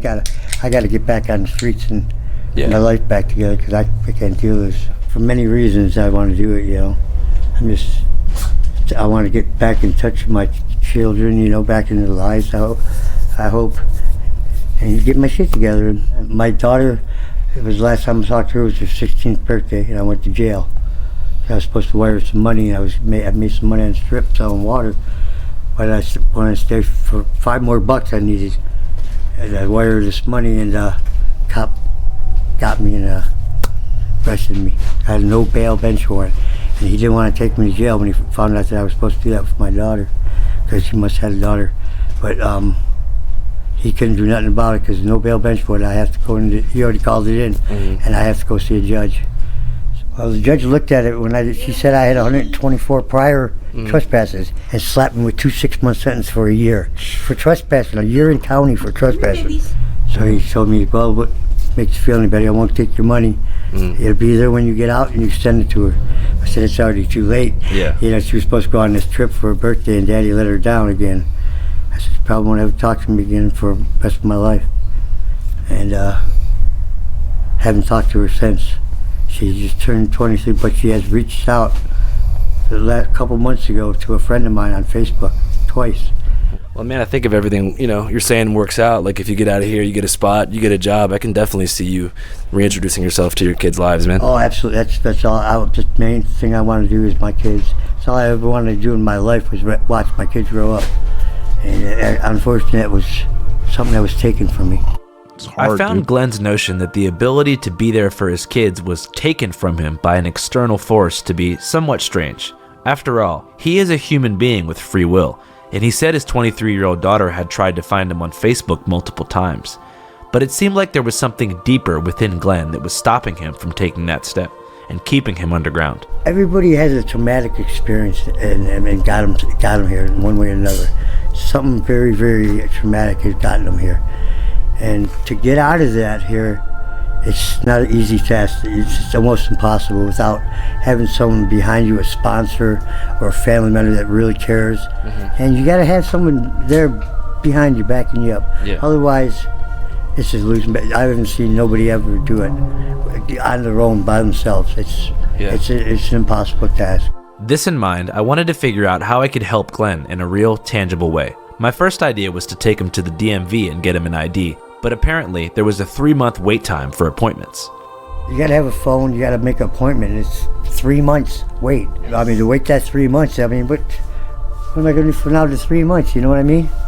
So I figured the next best thing would be to help him earn some income, which unfortunately would be very difficult. His primary hustle, selling water on the Strip, had already landed him in county jail for a year, and so any future arrests would lead to automatic jail time and also thousands of dollars in fines. Yeesh. And his secondary hustle, scrapping, was also now impossible after Champion Recycling, the closest scrapyard to the Rio tunnels, began requiring ID after a news expose revealed that prolific metal thieves were using their scrapyard to sell stolen copper. But I have an ID and also no warrants in Las Vegas, so that meant that I could be his middleman at the scrapyard, and so we made plans to meet the next morning. Middleman. Why is gardening so stressful? Damn. Yeah, I can see how everyone's really invested in this. Good morning, Las Vegas. This is a good We are documentary. tracking breaking news. Las Vegas reached its hottest day ever on record yesterday, a fiery 117 degrees. Whew. What is this stuff? That is copper, right? It's low. That's LG, it's low-grade copper. Because it's just got the copper in the middle. If you strip it. How much do you think we're gonna be able to get? For this? Yeah. I believe it's 70 cents a pound. I think we got 100 pounds, I'd say. Oh, sick. Yeah, this is a good 60 pounds here. Yeah? You probably got another, close to 100 pounds. Hell yeah. These are brag door handles from Caesar's Palace. Straight from the palace. Yep, it's my favorite place. In addition to perhaps 100 pounds of low-grade copper, Glenn also scored about 40 brass door handles from the dumpster of Caesar's Palace. After a quick drive to the scrapyard, we began loading up our metals into a rolling plastic blue dolly. She don't want to stay still. To my surprise, Glenn also scavenged a small bag of high-grade wire, which is even more valuable than copper. That is number 1, and underneath it is HG, which is high-grade wire. So what do they use these stuff for? This is for like electrical, right in up to the wall, your wall sockets and stuff. Everything's got a different price to it. Brass is about $2 a pound, so is number 1. The rest is like 70 cents a pound, I think. Yo, this is really interesting. We'll see This how is much serious we got hustle. here. After Serious loading up our hustle. dolly, we rolled it over to the weighing station, which is where workers tell you how much your load is worth. We're at Champions Recycling. We're taking our scrap in, trade it in for money. How much money do you expect to get from this load? I hope $100. Yeah. Maybe a little bit more. You want to borrow my ID, make sure it works? Absolutely, but we can do that. Then you'll be in the system in case you ever want to come here yourself. For sure. So you said most people from the tunnels make their money this way? Yeah, they do. Yeah, most of them. Yeah. Do the scrapyards care if like the copper is like stolen or stripped or whatever? Oh yeah, of course they do. Yeah. How do they tell? They can't really. Once it's stripped, all the numbers are off it and everything, so they really can't tell. So nobody's ever got in trouble like bringing stolen copper here before? I believe they have actually. Yeah. Police say these are photos of him scrapping metal. Arrest documents say Werns sold more than 3 tons of metal between December and May for $23,000, and say there weren't any receipts. $20,000 worth of copper. Yeah. Where do you think they got that from? The telephone poles, spaghetti bowl, he said, I think. Damn. Never stole my copper or anything. Damn. Like that. I don't do that. That's serious. I'd rather do it the hard way and not get in trouble. I've never been in prison. I don't plan on going. Soon, they called our number and we approached the weigh station. What's up, man? You sweating, huh? Immediately, they asked for a valid ID. You said valid ID? And after checking my ID, they told me I had to register into their online system so they could keep track of my transactions. So you have to have ID to scrap here? Yes. Cool. And after finally weighing our metals, they printed out an itemized receipt to tell us how much we'd earned. All right, so we're looking at $54.73. See that? A lot less than I thought it was. It's pretty good though, right? Yeah. Do you feel happy with this amount? Nope. I'm not happy at all with it. I was expecting much better. Hey, I want to cash this in. Have you been here before? No. Can I see your ID, please? Yeah. Do you have to have ID to scrap here? Yes. Okay. How come? Has to be. It's required by the state. Required by the state. Yes, it is. After providing an official signature and getting my fingerprint taken, I was officially in the recycling system. Damn. And out came $53 of cold hard cash. Bro, that is kind of messed up. You got to show your ID. You got to get your fingerprints in the damn system. Bro, what is this? Glenn's name on it. Here you go. All righty. Good job, guys. Yeah, for sure.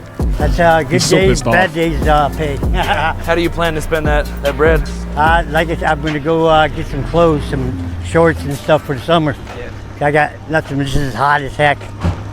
This is what I'm planning on doing. To my delight, Glenn told me he'd received some great news. Despite the Nevada DMV typically having a 3-month wait time for an appointment, they decided to open up on Saturday at midnight for walk-in appointments only. The agency recently started offering Saturday walk-ins for new residents. Glenn was told the line would open at midnight on Saturday night and that doors would officially open at 6 a.m. on Sunday morning. So this meant that if I could accompany him as a housed co-signer, Glenn could get an ID. We should try and get to the DMV super early on Saturday. Yeah, at midnight I'll be in line. Okay. You don't have to be there at midnight, but I'll be there at midnight. All right. Make sure I get in.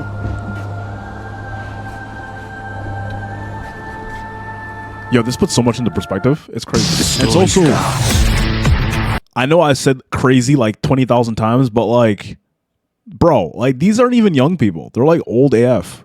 And like they're going through all this crap. So it's just, I don't know, man. It makes me like part of me, it makes me sad, obviously. But then the other part of me is like, this makes me want to like hustle even more because you know what it is, chat, like legit. Like I'm doing this stuff right here. This is like I talked about this a lot. I'm doing this full time, streaming, making content on YouTube and other platforms as well. And it gets to you because you're just like, bro, this is hard. This is rough. There's different things that are going on that you got to deal with. But like nothing compares to literally being out in a desert. Like, bro, this is in the desert. This is the middle of the desert. Like that's where Vegas is. And to be like living in a tunnel and having to like hunt for scrap metal and like deal with diseases and bacteria and like other crazy people that maybe escape from prison or like wild animals and then like rain and then like, you know, drowning in a tunnel that you live in. And like, bro, like that's so much crap.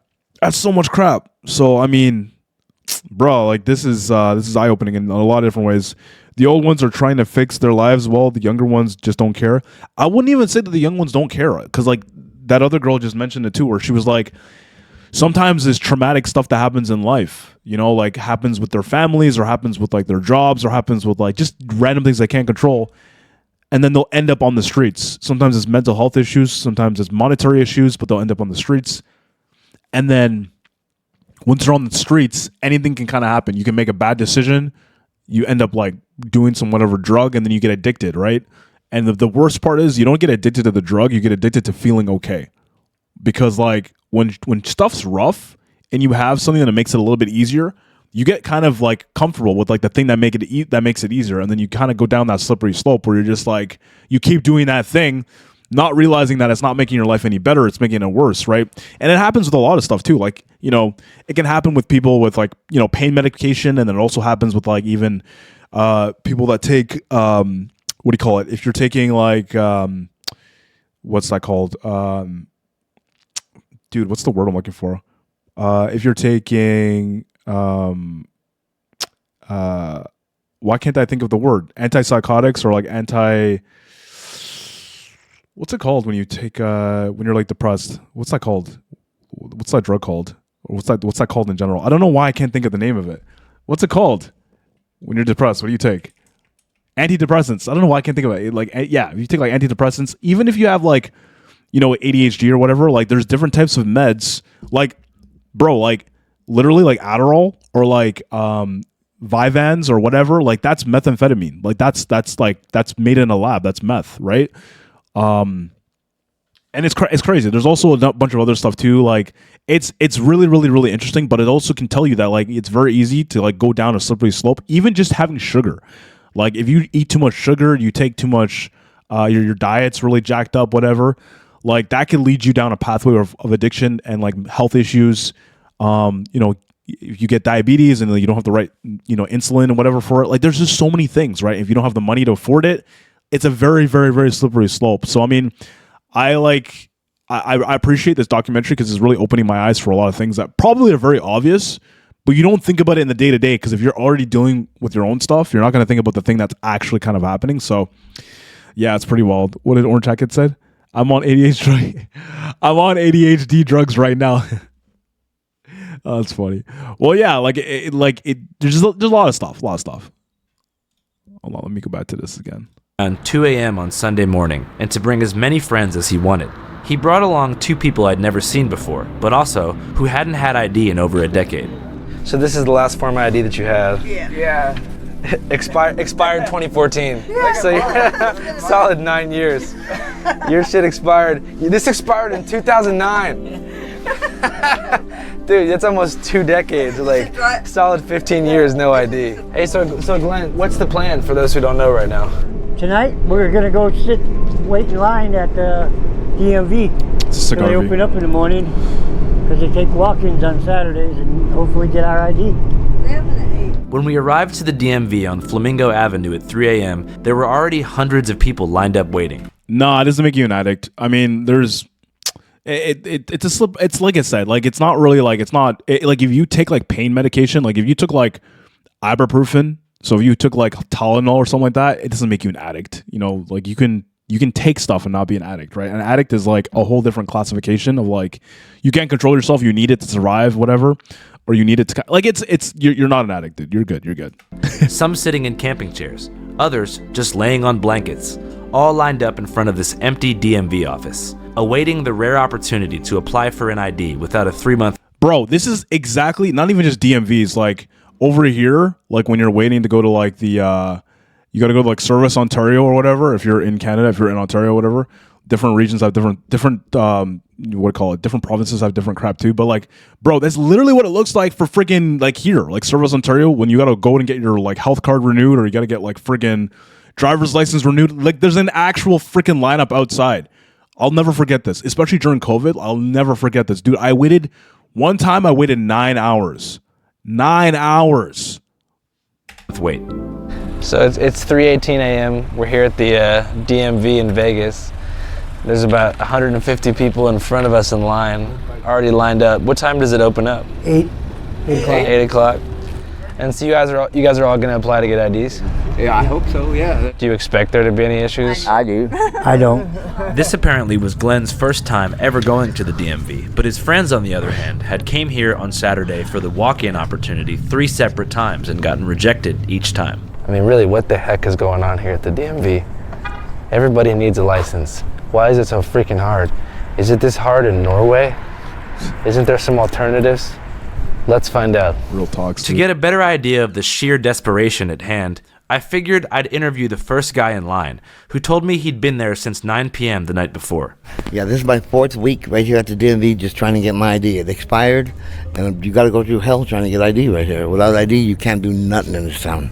I won a jackpot at the Eureka on Sahara and Sherwood. Nice. And they wouldn't give it to me because I didn't have ID. Yeah. It was over $1,200, so they said, go get your ID and we'll hold your jackpot. When you come back, we'll have it for you. So today's the day I'm going to get it. So this is your 4th attempt. How come the first 3 attempts didn't work?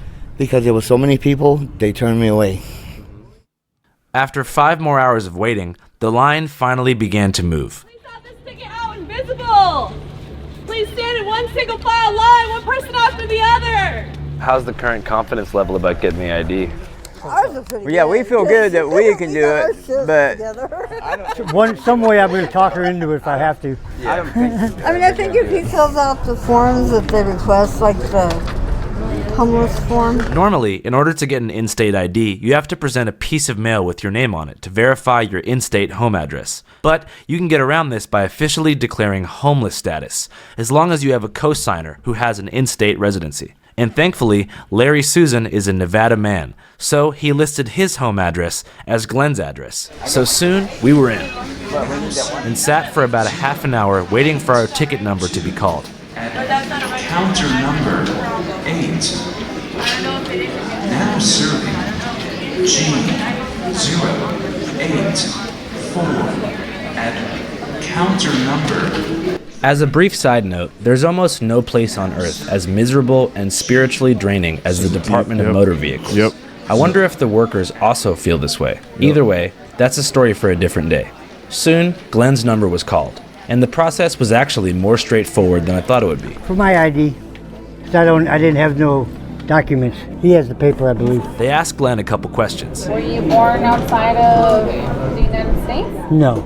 Gave him a temporary ID slip, and said we were almost good to go.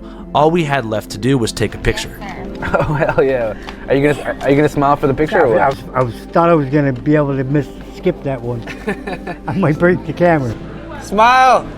Alrighty, thank you very much. I could hardly believe it. The process was finally almost complete. W. Glenn. In the mail. W. In 10 Mans. to 14 days in the mail, we'd receive Glenn's fresh new ID. You played it pretty straight faced for that ID picture. Yeah, I did. You gotta play it tough. Yep, that's If right. you're smiling and you get pulled over, you're fucked. Right back to county. Right? No, true. Even just holding his temporary paper ID, I could sense that Glenn felt truly accomplished and like a new future was ahead. Have it right there, man. What are you gonna do? I'm gonna go Monday and get my birth certificate. See about getting housed and find a job, man. Quickly. Get my feet back on, ground. Get back into society. W. Mans, bro. Hang W. around Mans. with all the fucking dope heads. Aren't you gonna miss the tunnels, bro? It's pretty No, nice down I ain't gonna miss it one bit. Not at all, buddy. Once I'm inside, I won't even go back to visit. You're not gonna go chill with Boxer from time to time? No, because they're not gonna be there either. They're getting out of there too. See you soon. Yes. I told Glenn that I'd be back in exactly 10 days with his ID. He told me that in the meantime, he'd stay sober and look for housing. And look who's watching all this shit go down with that shit-eating grin looking down at us. Voted top lawyer. Voted by who? A bunch of fucking yahoos with IDs? Patio furniture? Sheesh. Already? Sheesh. Oh, man. Yeah, it's a good-ass dog. It's a good-ass dog. All right, here we are at the post office right here, where allegedly inside is a letter containing Glenn's fresh ID. Straight from the Nevada Department of Motor Vehicles, delivered to me directly from the state's capital, Carson City. Here we go, baby. I can feel the plastic in here. This is a huge moment. I hope nobody fucking finds out that I have a P.O. box here in Vegas and comes and sends me weird stuff, but what can you do? We need some ASMR for the sound of the envelope opening. I feel like that's a gratifying sound to people above 50. It means good news.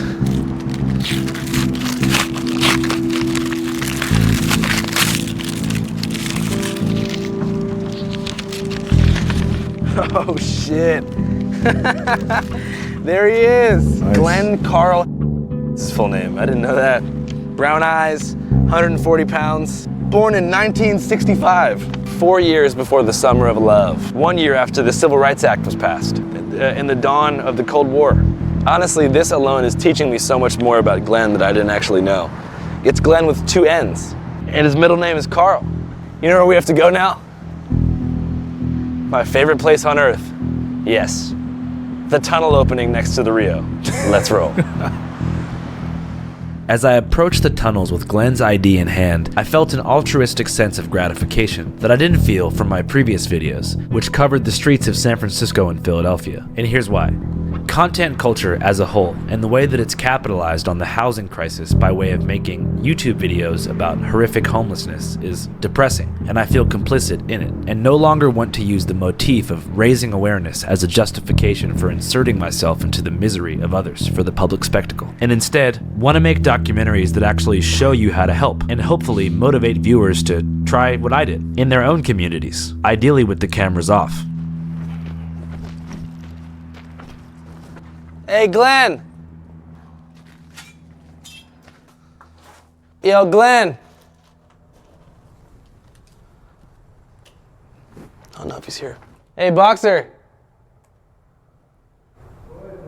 It's Andrew. I got Glenn's ID. You seen him?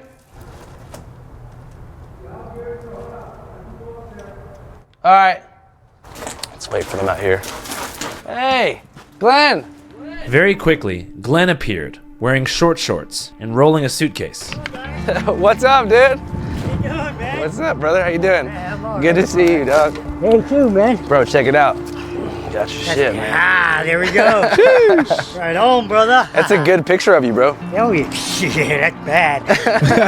Shit, that's horrible. What's been up, dog? Nothing, just working. Yeah? Make some money, that's it. Where you been working at? Selling water on the street. Fuck yeah, the classic hustle, bro. I'm stoked the ID came so fast. Yeah, it's 2 weeks. That's awesome, man. Yeah. Yeah, it's a game changer. You might not be able to tell through the camera, but talking to Glenn there, he seemed guilty about something, and probably not something that he'd want to admit directly to a camera. So I had Susan stand far away so I could talk to Glenn in private. Any new updates? Anything interesting happened recently down here? Nah, nothing.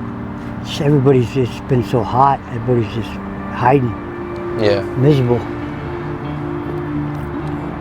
That's about it. Haven't been behaving. You haven't been? No. What you been doing? Just a little bit of a mess. Not much. A little bit. It's right in front of you. It's hard, you know, not to say no. That's why I gotta get out of here. Just get in a place and get a job. Tomorrow I gotta go to Social Security. That I gotta do. That's it. My sister's supposed to come down and see me. Oh, she answered your text? Yeah. Glenn told me that his best friend growing up was his older sister, who more or less abandoned him after he began using hard drugs heavily a few years ago. For the past 2 years, he's been trying to get in touch with her, but she never responded, up until she figured out he was taking the steps to get an ID. She responded to your text? Oh yeah. I talked to her on the phone. What did she say? A couple times. Not much. She was glad I was getting an ID and all that. That's cool. You haven't talked to her in forever, right? It was 2 years. He asked if he could use my phone to call her, which I said, of course. Hello? Hey, sis. What are you doing calling from Seattle, Washington? Oh, I just flew down here for a day or two. Nah, I'm actually using someone else's phone. I just got my ID today. Yay! Yeah. I thought you were coming down to see me. Yeah, as soon as I got time. As soon as you got time, what are you so busy doing? Working. Oh, about time. That's what I want to do, work. I'm always fucking working, but I'm always fucking broke. I don't get it. That's the thing. More you work, the less money you have. Wait, we don't want to check Yeah. it. Take care, dude. Yeah, I just called to let you know that I didn't have my phone and I got my ID. Okay. Well, I'll try to get down there in the next couple days. Okay, you said that last week. No, I didn't. Yeah, you did. I'll talk to you later. Okay, bro. Bye, love you. Bye. Love you more. Yeah, that's my sister. She's a year and 3 days older than me. What kind of job are you trying to do? I'll do anything for it now, you know. Yeah. I would like to go in the grower and do some clipping. Learn how to grow weed. Start growing my own shit when I get inside. Yeah. Well, I hope the ID helps a little bit at least. Oh, it will. It's a game changer. You'll see. In a couple of days, I'll be totally different. You won't even recognize me. You think so? Yeah. I think I'll be able to recognize you, man. Well, you might be. Yeah, you'll be able to recognize me. I'm tired of fucking being dirty like this, and I can't stand it. You still up for doing like a program or? Well, kind of, yeah, but I'd rather not, you know. There's the meetings and shit, groups and shit like that. Like, I want to fucking tell everybody my problems and that I don't know or listen to everybody else's problems, cry, and they didn't have them, the programs and the curfew, I wouldn't mind. I can quit without it, Yeah. Just need to get out of here, that's it. I'm out of here. Wouldn't even care. Yeah. Smoke some weed every now and then. I like smoking weed. Well, shit, bro. Anything else you need from us, man? Huh? You need anything else from us in general? Are you good? I know, I'm good. You can call in the morning. All right, Glenn. I left Glenn feeling proud, but somewhat disheartened, hearing that he was back smoking meth and wasn't willing to enter a program or a sober living. After all, outside of progressive cities like Seattle and Portland, sobriety is typically a requirement for free housing. I guess I had an expectation that Glenn would undergo some kind of instant, overnight transformation after this new reality set in, and that the ID was the only thing actually holding him back from living a normal life. But I know that change is gradual, sometimes non-linear, and above all, must be self-directed, and that no amount of external pressure can actually make someone turn the page. They must do it themselves. People recover at their own pace, and all we can do is provide them with support and compassion. As they said at a harm reduction facility I once visited in San Francisco, you can lead a horse to water, but you can't make him drink. And oftentimes, for people trapped in the cycle of shame that accompanies drug addiction and homelessness, the harder you push for them to make the changes that you think they should make, the harder they end up pulling away. And so I sincerely hope that along with his new ID and positive, re-established communications with his sister, Glenn can take the steps to get himself out of the tunnels. But if he doesn't, I have to make peace with that. I'm also not a social worker, and I've never been homeless or addicted to hard drugs. There's people a lot more qualified than me who do this kind of work that I did every single day with no cameras rolling, motivated only by their desire to help. And those are the people who I really want to extend a platform to. This is Robert Banghart, a former tunnel dweller himself, who is now the outreach director for a nonprofit called Shine a Light, the only organization in Las Vegas exclusively devoted to serving the underground community. I still can't believe this thing is as big as it is. It's a crazy story. Crazy story. How many views does this have? This has 6.3 million. Okay, it's a good amount of views. Good amount of views. I'm the outreach director for Shine a Light. We are at our offices right now, and essentially what we are is an outreach and case management foundation. So we develop relationships with the homeless community through simple acts of kindness, going out every week and just building the friendships and the trust, and then offering a way out. And once they offer that way out, then we walk them through the process for the next 2 years, helping them rebuild their lives. It's our basic bag: granola bar, water, socks, some wipes, toothbrush. We tend to hand out this stuff individually. Batteries, AA, AAA, flashlights, obviously massively important. Narcan, obviously we just talked about the fentanyl. Tend to be 400 milligrams. We're going up to 800 to cover for the fentanyl because it's so massive. What do you think is the main factor that leads people into the tunnels? I don't know if there is one main factor. I think everybody tries to put it into a box. I think there's so many different ones. I think the biggest ones, obviously, addiction, mental health, trauma, some bad luck. The economy that we live in today. Something that I've always kind of rested my head on is that, what is it, like 70% of the country lives paycheck to paycheck? So that means 7 out of 10 people that you know in your life right now could be homeless in a month. It's a scary number. Yeah. How long did you live down there for? I was homeless for 5. I lived in the tunnels for about 2.5. For me, the tunnels was very much like a place to hide. You know what I mean? It was very dark. It was very separated from everything, and it gave me this illusion that I had some kind of safety. Like I had a ceiling over my head, right? Like I had this roof over my head, whatever it was that I was telling myself in the moment. And they're a little less traveled, obviously. Like people aren't coming in and out on the surface. I was on the surface for a long time, and it was always the randomness of people. You know what I mean? You just didn't know. But in the beginning, there was structure. There was somebody that was the guy you went to. You had an issue. You had a problem. The whole 9 yards. And by the end, it was just kind of do as you will. The story that I always tell is I was, I don't even know how long I was homeless for. I'm walking down the street, middle of the night, it's dark, and I look to my left and I hear clinging, and it was just 3 people having a sword fight. Full on, you know what I mean? And I was and at that point, I'd been out there so long, it didn't even shock me. You know what I mean? I looked at it. What? And it wasn't if I saw that today, I'd be staring, oh my God, I can't believe it. Yeah. I just looked over, I saw it, and I just kept walking. Were they making contact with the swords? Oh yeah. So people were getting sliced? It was serious. That's all I know. How many people do you think live in the tunnels right now in Vegas? That's messed up. I think the number that we're usually pretty comfortable with is about 1,500. Obviously, that number fluctuates. What the heck? They're very transient. Not That's everybody crazy. stays, but about 1,500. You got 600 miles of tunnels in Las Vegas, so The overall, that's about 10% of the homeless population in Las Vegas. So what does the process of pulling someone out of the tunnel actually look like?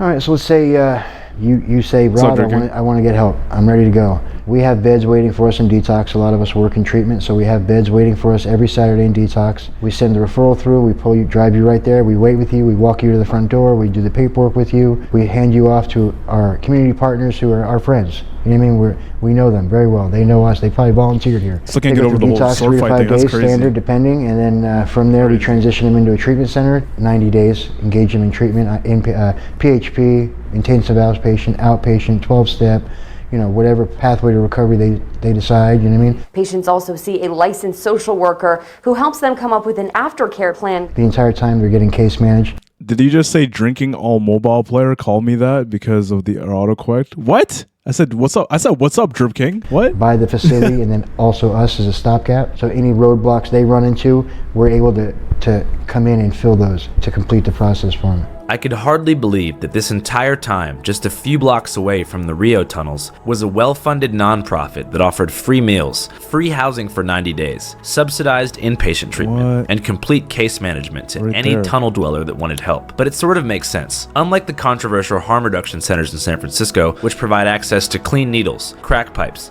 and even fresh foil to drug users, Shine a Light has an abstinence-based outreach model, meaning if you want their help, you have to commit completely to detoxing from drugs. And many just aren't ready. Of the people that you pull out, what percentage do you think end up going back into the tunnels? There's a stat that we had for our last event. It was of the people that complete detox, 70% stay. Once they've gotten through detox and engaged in some treatment, about 70% stay. And what percent complete detox?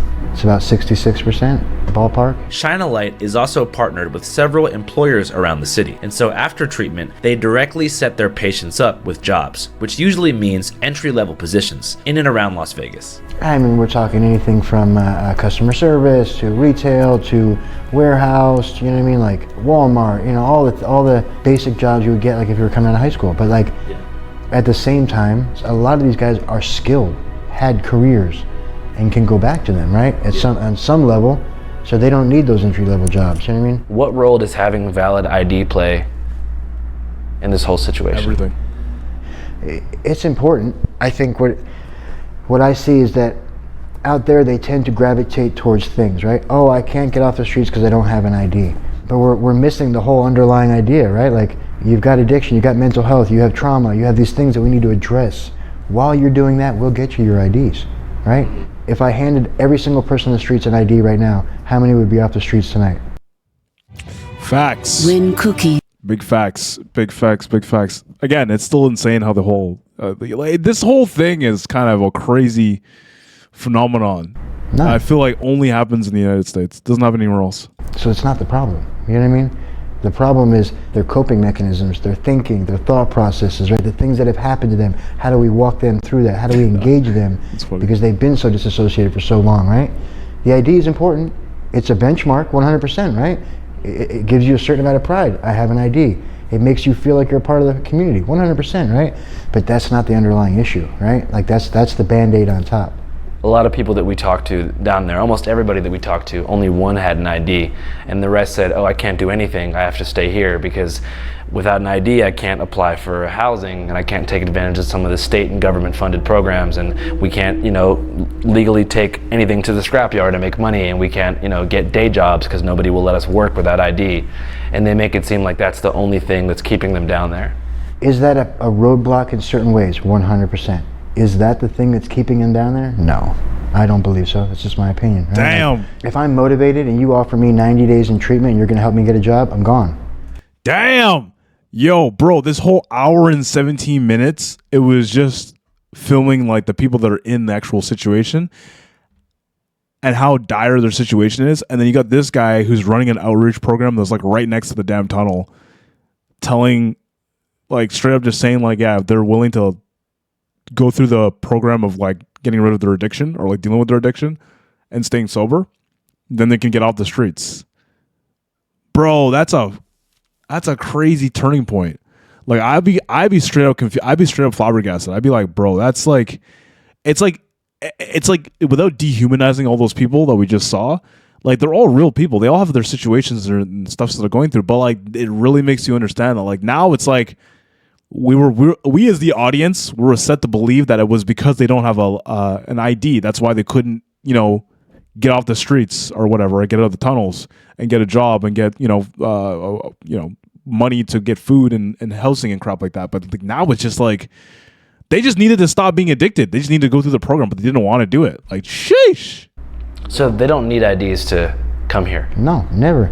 None of them have IDs. Damn. So you'll get somebody a job 100%. and give them a place to live 100%. with no ID? 100%. Here's the deal. You're going to go through 90 days of treatment. While you're in treatment, you're getting your ID. It doesn't matter if you're in Hawaii, whatever state you're in, we're getting it. It's a done deal. Like, that is the easiest part of the process. Birth certificate, will get your social. Social will take longer because it's by mail, but it's free. It's coming. You don't need a social security card to work. Your ID is easy. Super easy. Birth certificate first. Always birth certificate first, because you need that to get the ID, right? You need to get the other items. But it's easy. And while you're doing that, you're not paying anything for the 90 days. Everything is taken care of. After those 90 days, we put you in a sober living for 90 days. That's 180 days. You don't have to worry about paying a single bill. Do you think a lot of them kind of like being down there? I can't speak for everybody, right? Like, was there a period of time when I enjoyed being down there? Yes, I did, because I was out of control. I was able to do whatever I wanted to do, and things were going well, right? But then eventually the time comes, right, where it wears out. And I don't know how to get out anymore. I don't know what to do, and I'm just lost. That's the trauma, right? That's my world has become this small. It's all I know. And everything starts to seem monumental, right? Then it's the ID. That's the reason why. It couldn't be that I don't want that. Hold on. Why don't I do a stream while I watch all of Skibby Toilet? Because that is not something I want to do. I don't want to watch Skibby Toilet. That's too much brain rot for me. I've already done it before when it was relevant, like 2 years ago.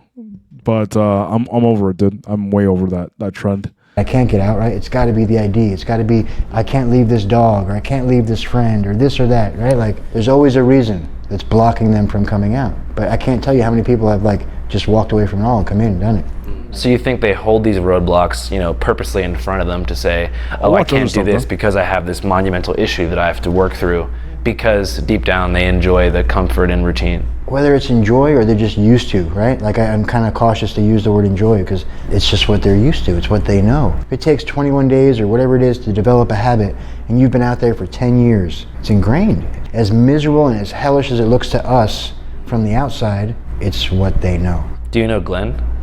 I do. Have you tried to help Glenn before? 100%. Glenn's never come out.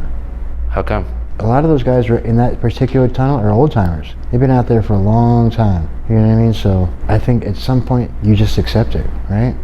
And we're just still working on our way, trying to figure out how to crack that show. You know what I mean? That's To crazy. be free and flexible and creative was a real. Oh man, that's crazy. I feel really bad for some of these dudes. I actually feel really bad for a lot of these guys because, like, again, you're living in a tunnel. Like, oof, you know what I mean? Like, that's rough. That's rough. The way.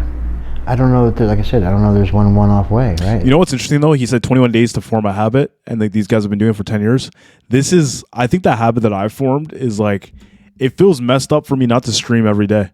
Like I can't not do it. Like I feel like even like not just streaming, like also like, you know, editing videos and like posting content, like it feels wrong for me not to do it each day, which I kind of like. It's a good thing because I built that habit, right? I know a lot of people who struggle to like even like do certain things like, you know, more than twice a week or maybe even one time a week, right? But dude, it's interesting because, you know, there's good habits and then there's bad habits. And for me, like, I'm trying to break a lot of the bad habits that I have and replace them with good habits. But like, dude, that's crazy, man. I still can't. They probably forgot was grass or shower was.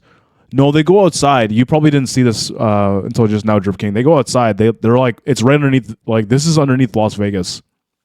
So they go outside, they see stuff, but it's just like, you know, there's a whole big issue with like, you know, being a part of the community, being a part of like society in general, and then also being able to work a normal job, and then people treat them badly because they're dirty. They look, you know, missing teeth, lots of other crap too. But yeah, we just focus on kindness, and every time I talk to them, we make sure that we're sitting with them, we're meeting like just like this, eye to eye. You know what I mean? I'm not standing over them and constantly looking for those little ways to get in. You know what I mean? Like On my route, there's people that like, when they see me, they come out with their fists up. They're like, come on, Rob, today's the day. Because they know I like to joke around. So they joke, we have this banter, right? That's been built up over years, right? My thing with them is like, I tell them like, you're gonna call me, right? He's like, oh yeah. I'm like, yeah. You're always playing hard to get. You're never gonna call me, you know what I mean? Like, but I couldn't say that till if I went to another route where they don't know me, I wouldn't say that, you know what I mean? Have you tried to help Boxer or Andy before? 100%. You tried to give him a job, house? Same offer, always the same offer. You know what I mean? And talk to them, spend hours with Boxer. The kittens, I mean, just non-stop, nothing. Yeah. What can you tell us about Jay? My name is Jay. I've been down here like probably 9 years. Just been out there for a long time, you know what I mean? And just not really willing to accept the help for whatever reason. It's unfortunate because it's pretty close to our hearts, you know. We've been visiting him for better part of 6-7 years now, you know what I mean? And we've kind of watched him decline, but you know, we just pray that he comes out someday, hopefully. Come on, dude. There is nothing that. Perfect, let's go. There's nothing holding you back, let's go. It's a total change of life. 100%. And this is a good positive change. No, you're exactly right. 100%. I agree with that too. I really do.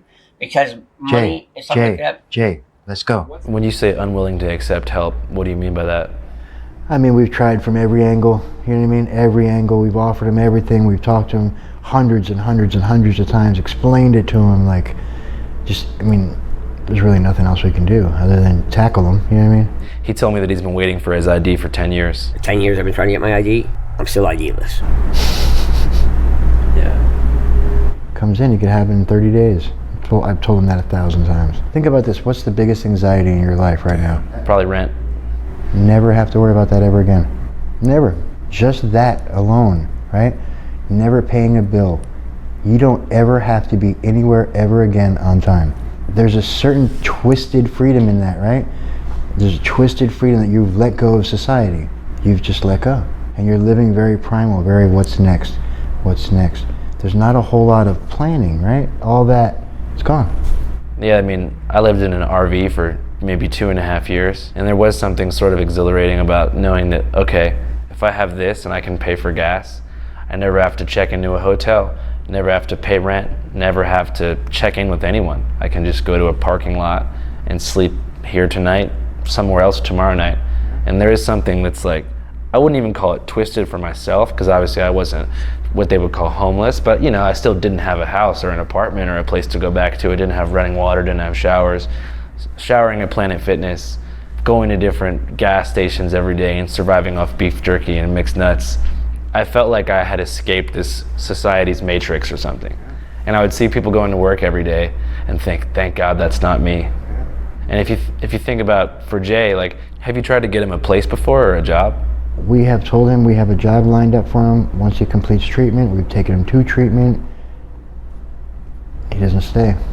Not yet, you know what I mean? We'll keep working on him. You ever get frustrated?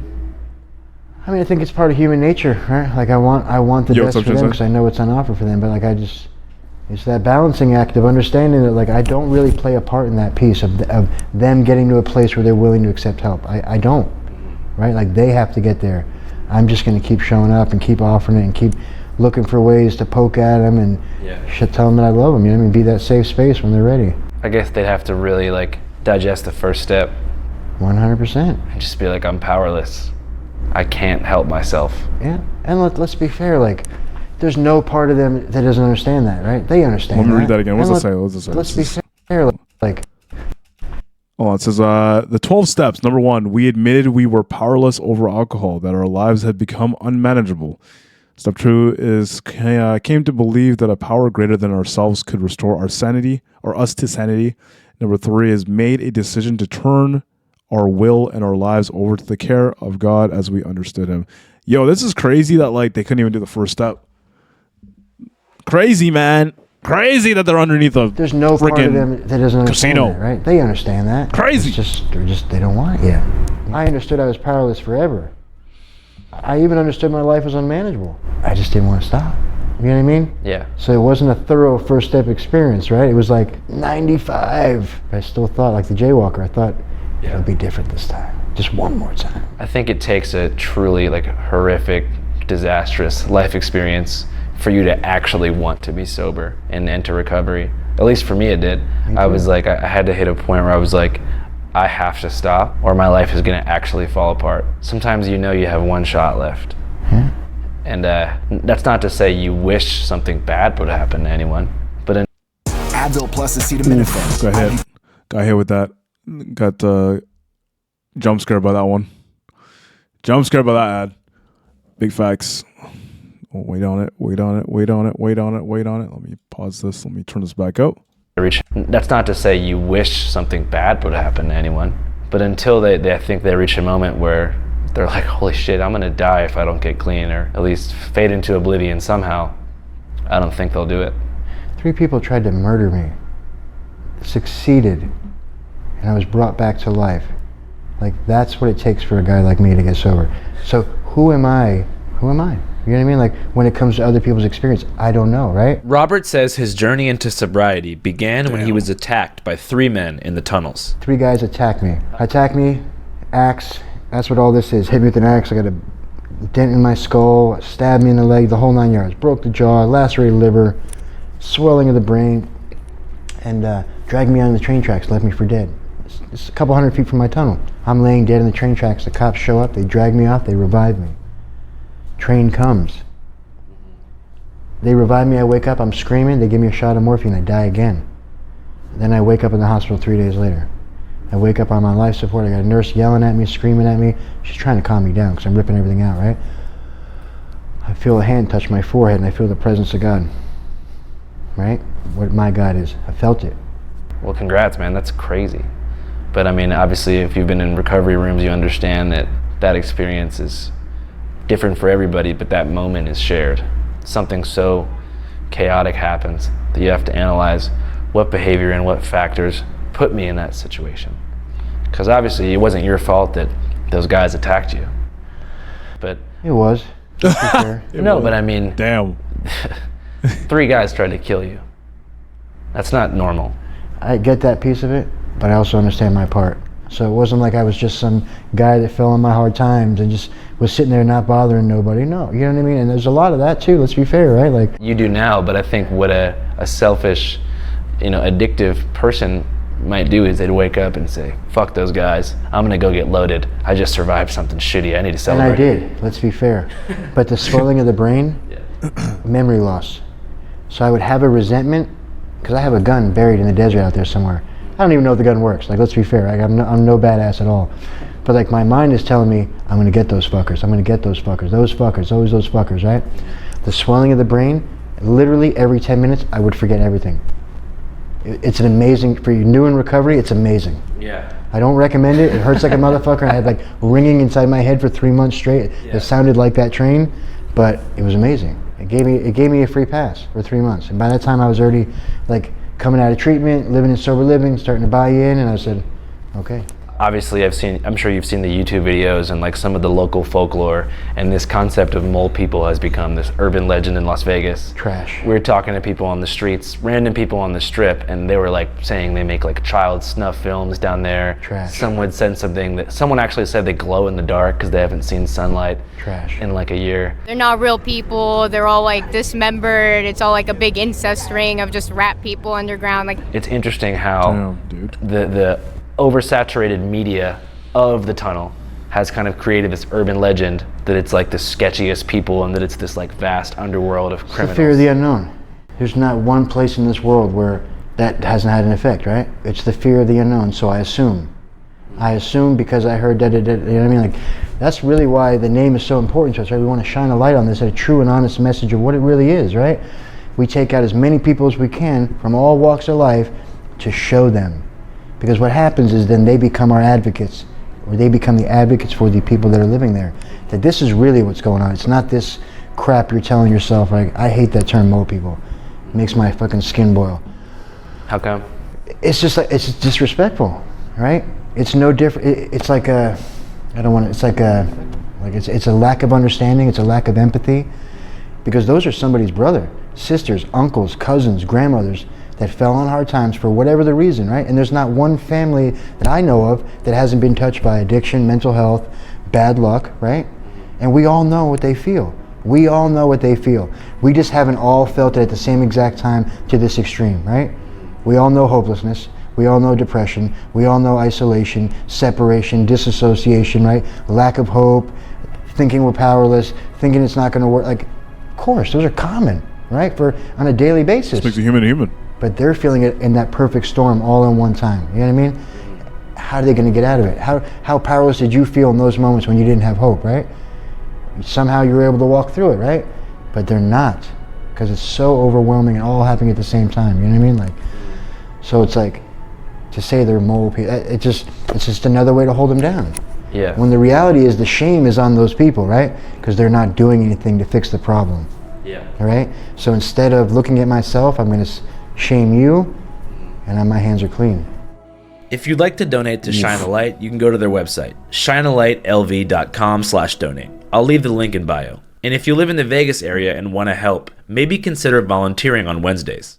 Anywho, after a week of covering the tunnels, I was ready to switch gears, and received an anonymous tip by the way of email that DARE, you know, the widely mocked Reagan-era school program that aimed to fight the war on drugs by teaching middle school students about the dangers of marijuana, cocaine, graffiti, gangs, and beyond, would be relaunching after losing its federal funding in 2006, when studies emerged showing that the number of juvenile drug users actually increased after DARE's nationwide launch in the early 90s. Now, apparently though, DARE is coming back as a result of fentanyl and vaping, and their commencement ceremony was to be held just a mile away from the tunnels at the soon-to-be-demolished Tropicana Casino. So we packed our bags, headed over there, and immediately spotted a pro-drug protester outside the building, who apparently had just been kicked out. Daryl Gates said, quote, "Every drug user should be shot and killed in the streets." But I do believe that we've got to get serious. That is the center and core tenet of the DARE philosophy, by associating drugs with violence. Drugs are not violent. Try doing some. Legalize heroin! Every drug should be legal! This is Haley, the only protester outside the International DARE conference in Las Vegas, where inside, hundreds of future DARE officers are being trained. Bruh, that's... What? How are you gonna hold up a sign like that? What? What? Hold on, I want to hear her angle though. Come on, let's go. Come on. Come on now. Oh, there's two of them. Come on now. Come on. Let me pause this and turn this up. Like Retro Bill, who once told me, by way of a roll-in TV set in 5th grade, not to do cocaine or join a gang. These illegal drugs are always bad for you. Marijuana is also a harmful drug. Say no! Get the police involved to help you solve gang problems in your community. And somehow, there I was, face to face with him in my hotel room. Retro Bill, capital R-E-T-R-O, capital B-I-L-L, also known as the International Dare Safety and Self-Esteem Buddy, official title. I've been motivationally speaking professionally for 25 years. We never know. You could watch a documentary on television. You can see a news segment on TV, right? You can read a book. You can read a quote, right? You can hear a speaker speak. It could be a teacher, a counselor, a police officer, a Retro Bill, and all of a sudden, just know this, something will click for somebody in a positive way. Retro Bill sees the DARE program as an opportunity to stop children from heading down a path of drugs and destruction. Haley, on the other hand, does not agree. Ignorance is killing people. Poverty is killing people. Heroin is a medicine. Look up Dr. Barbara Browers. Dr. Barbara Browers is a physician and scientist in Switzerland using heroin to treat schizophrenia and other psychiatric. It's a pretty strong medicine, though. Well, yeah, but anything can be, alcohol is a pretty strong medicine, but yet we still can drink beer.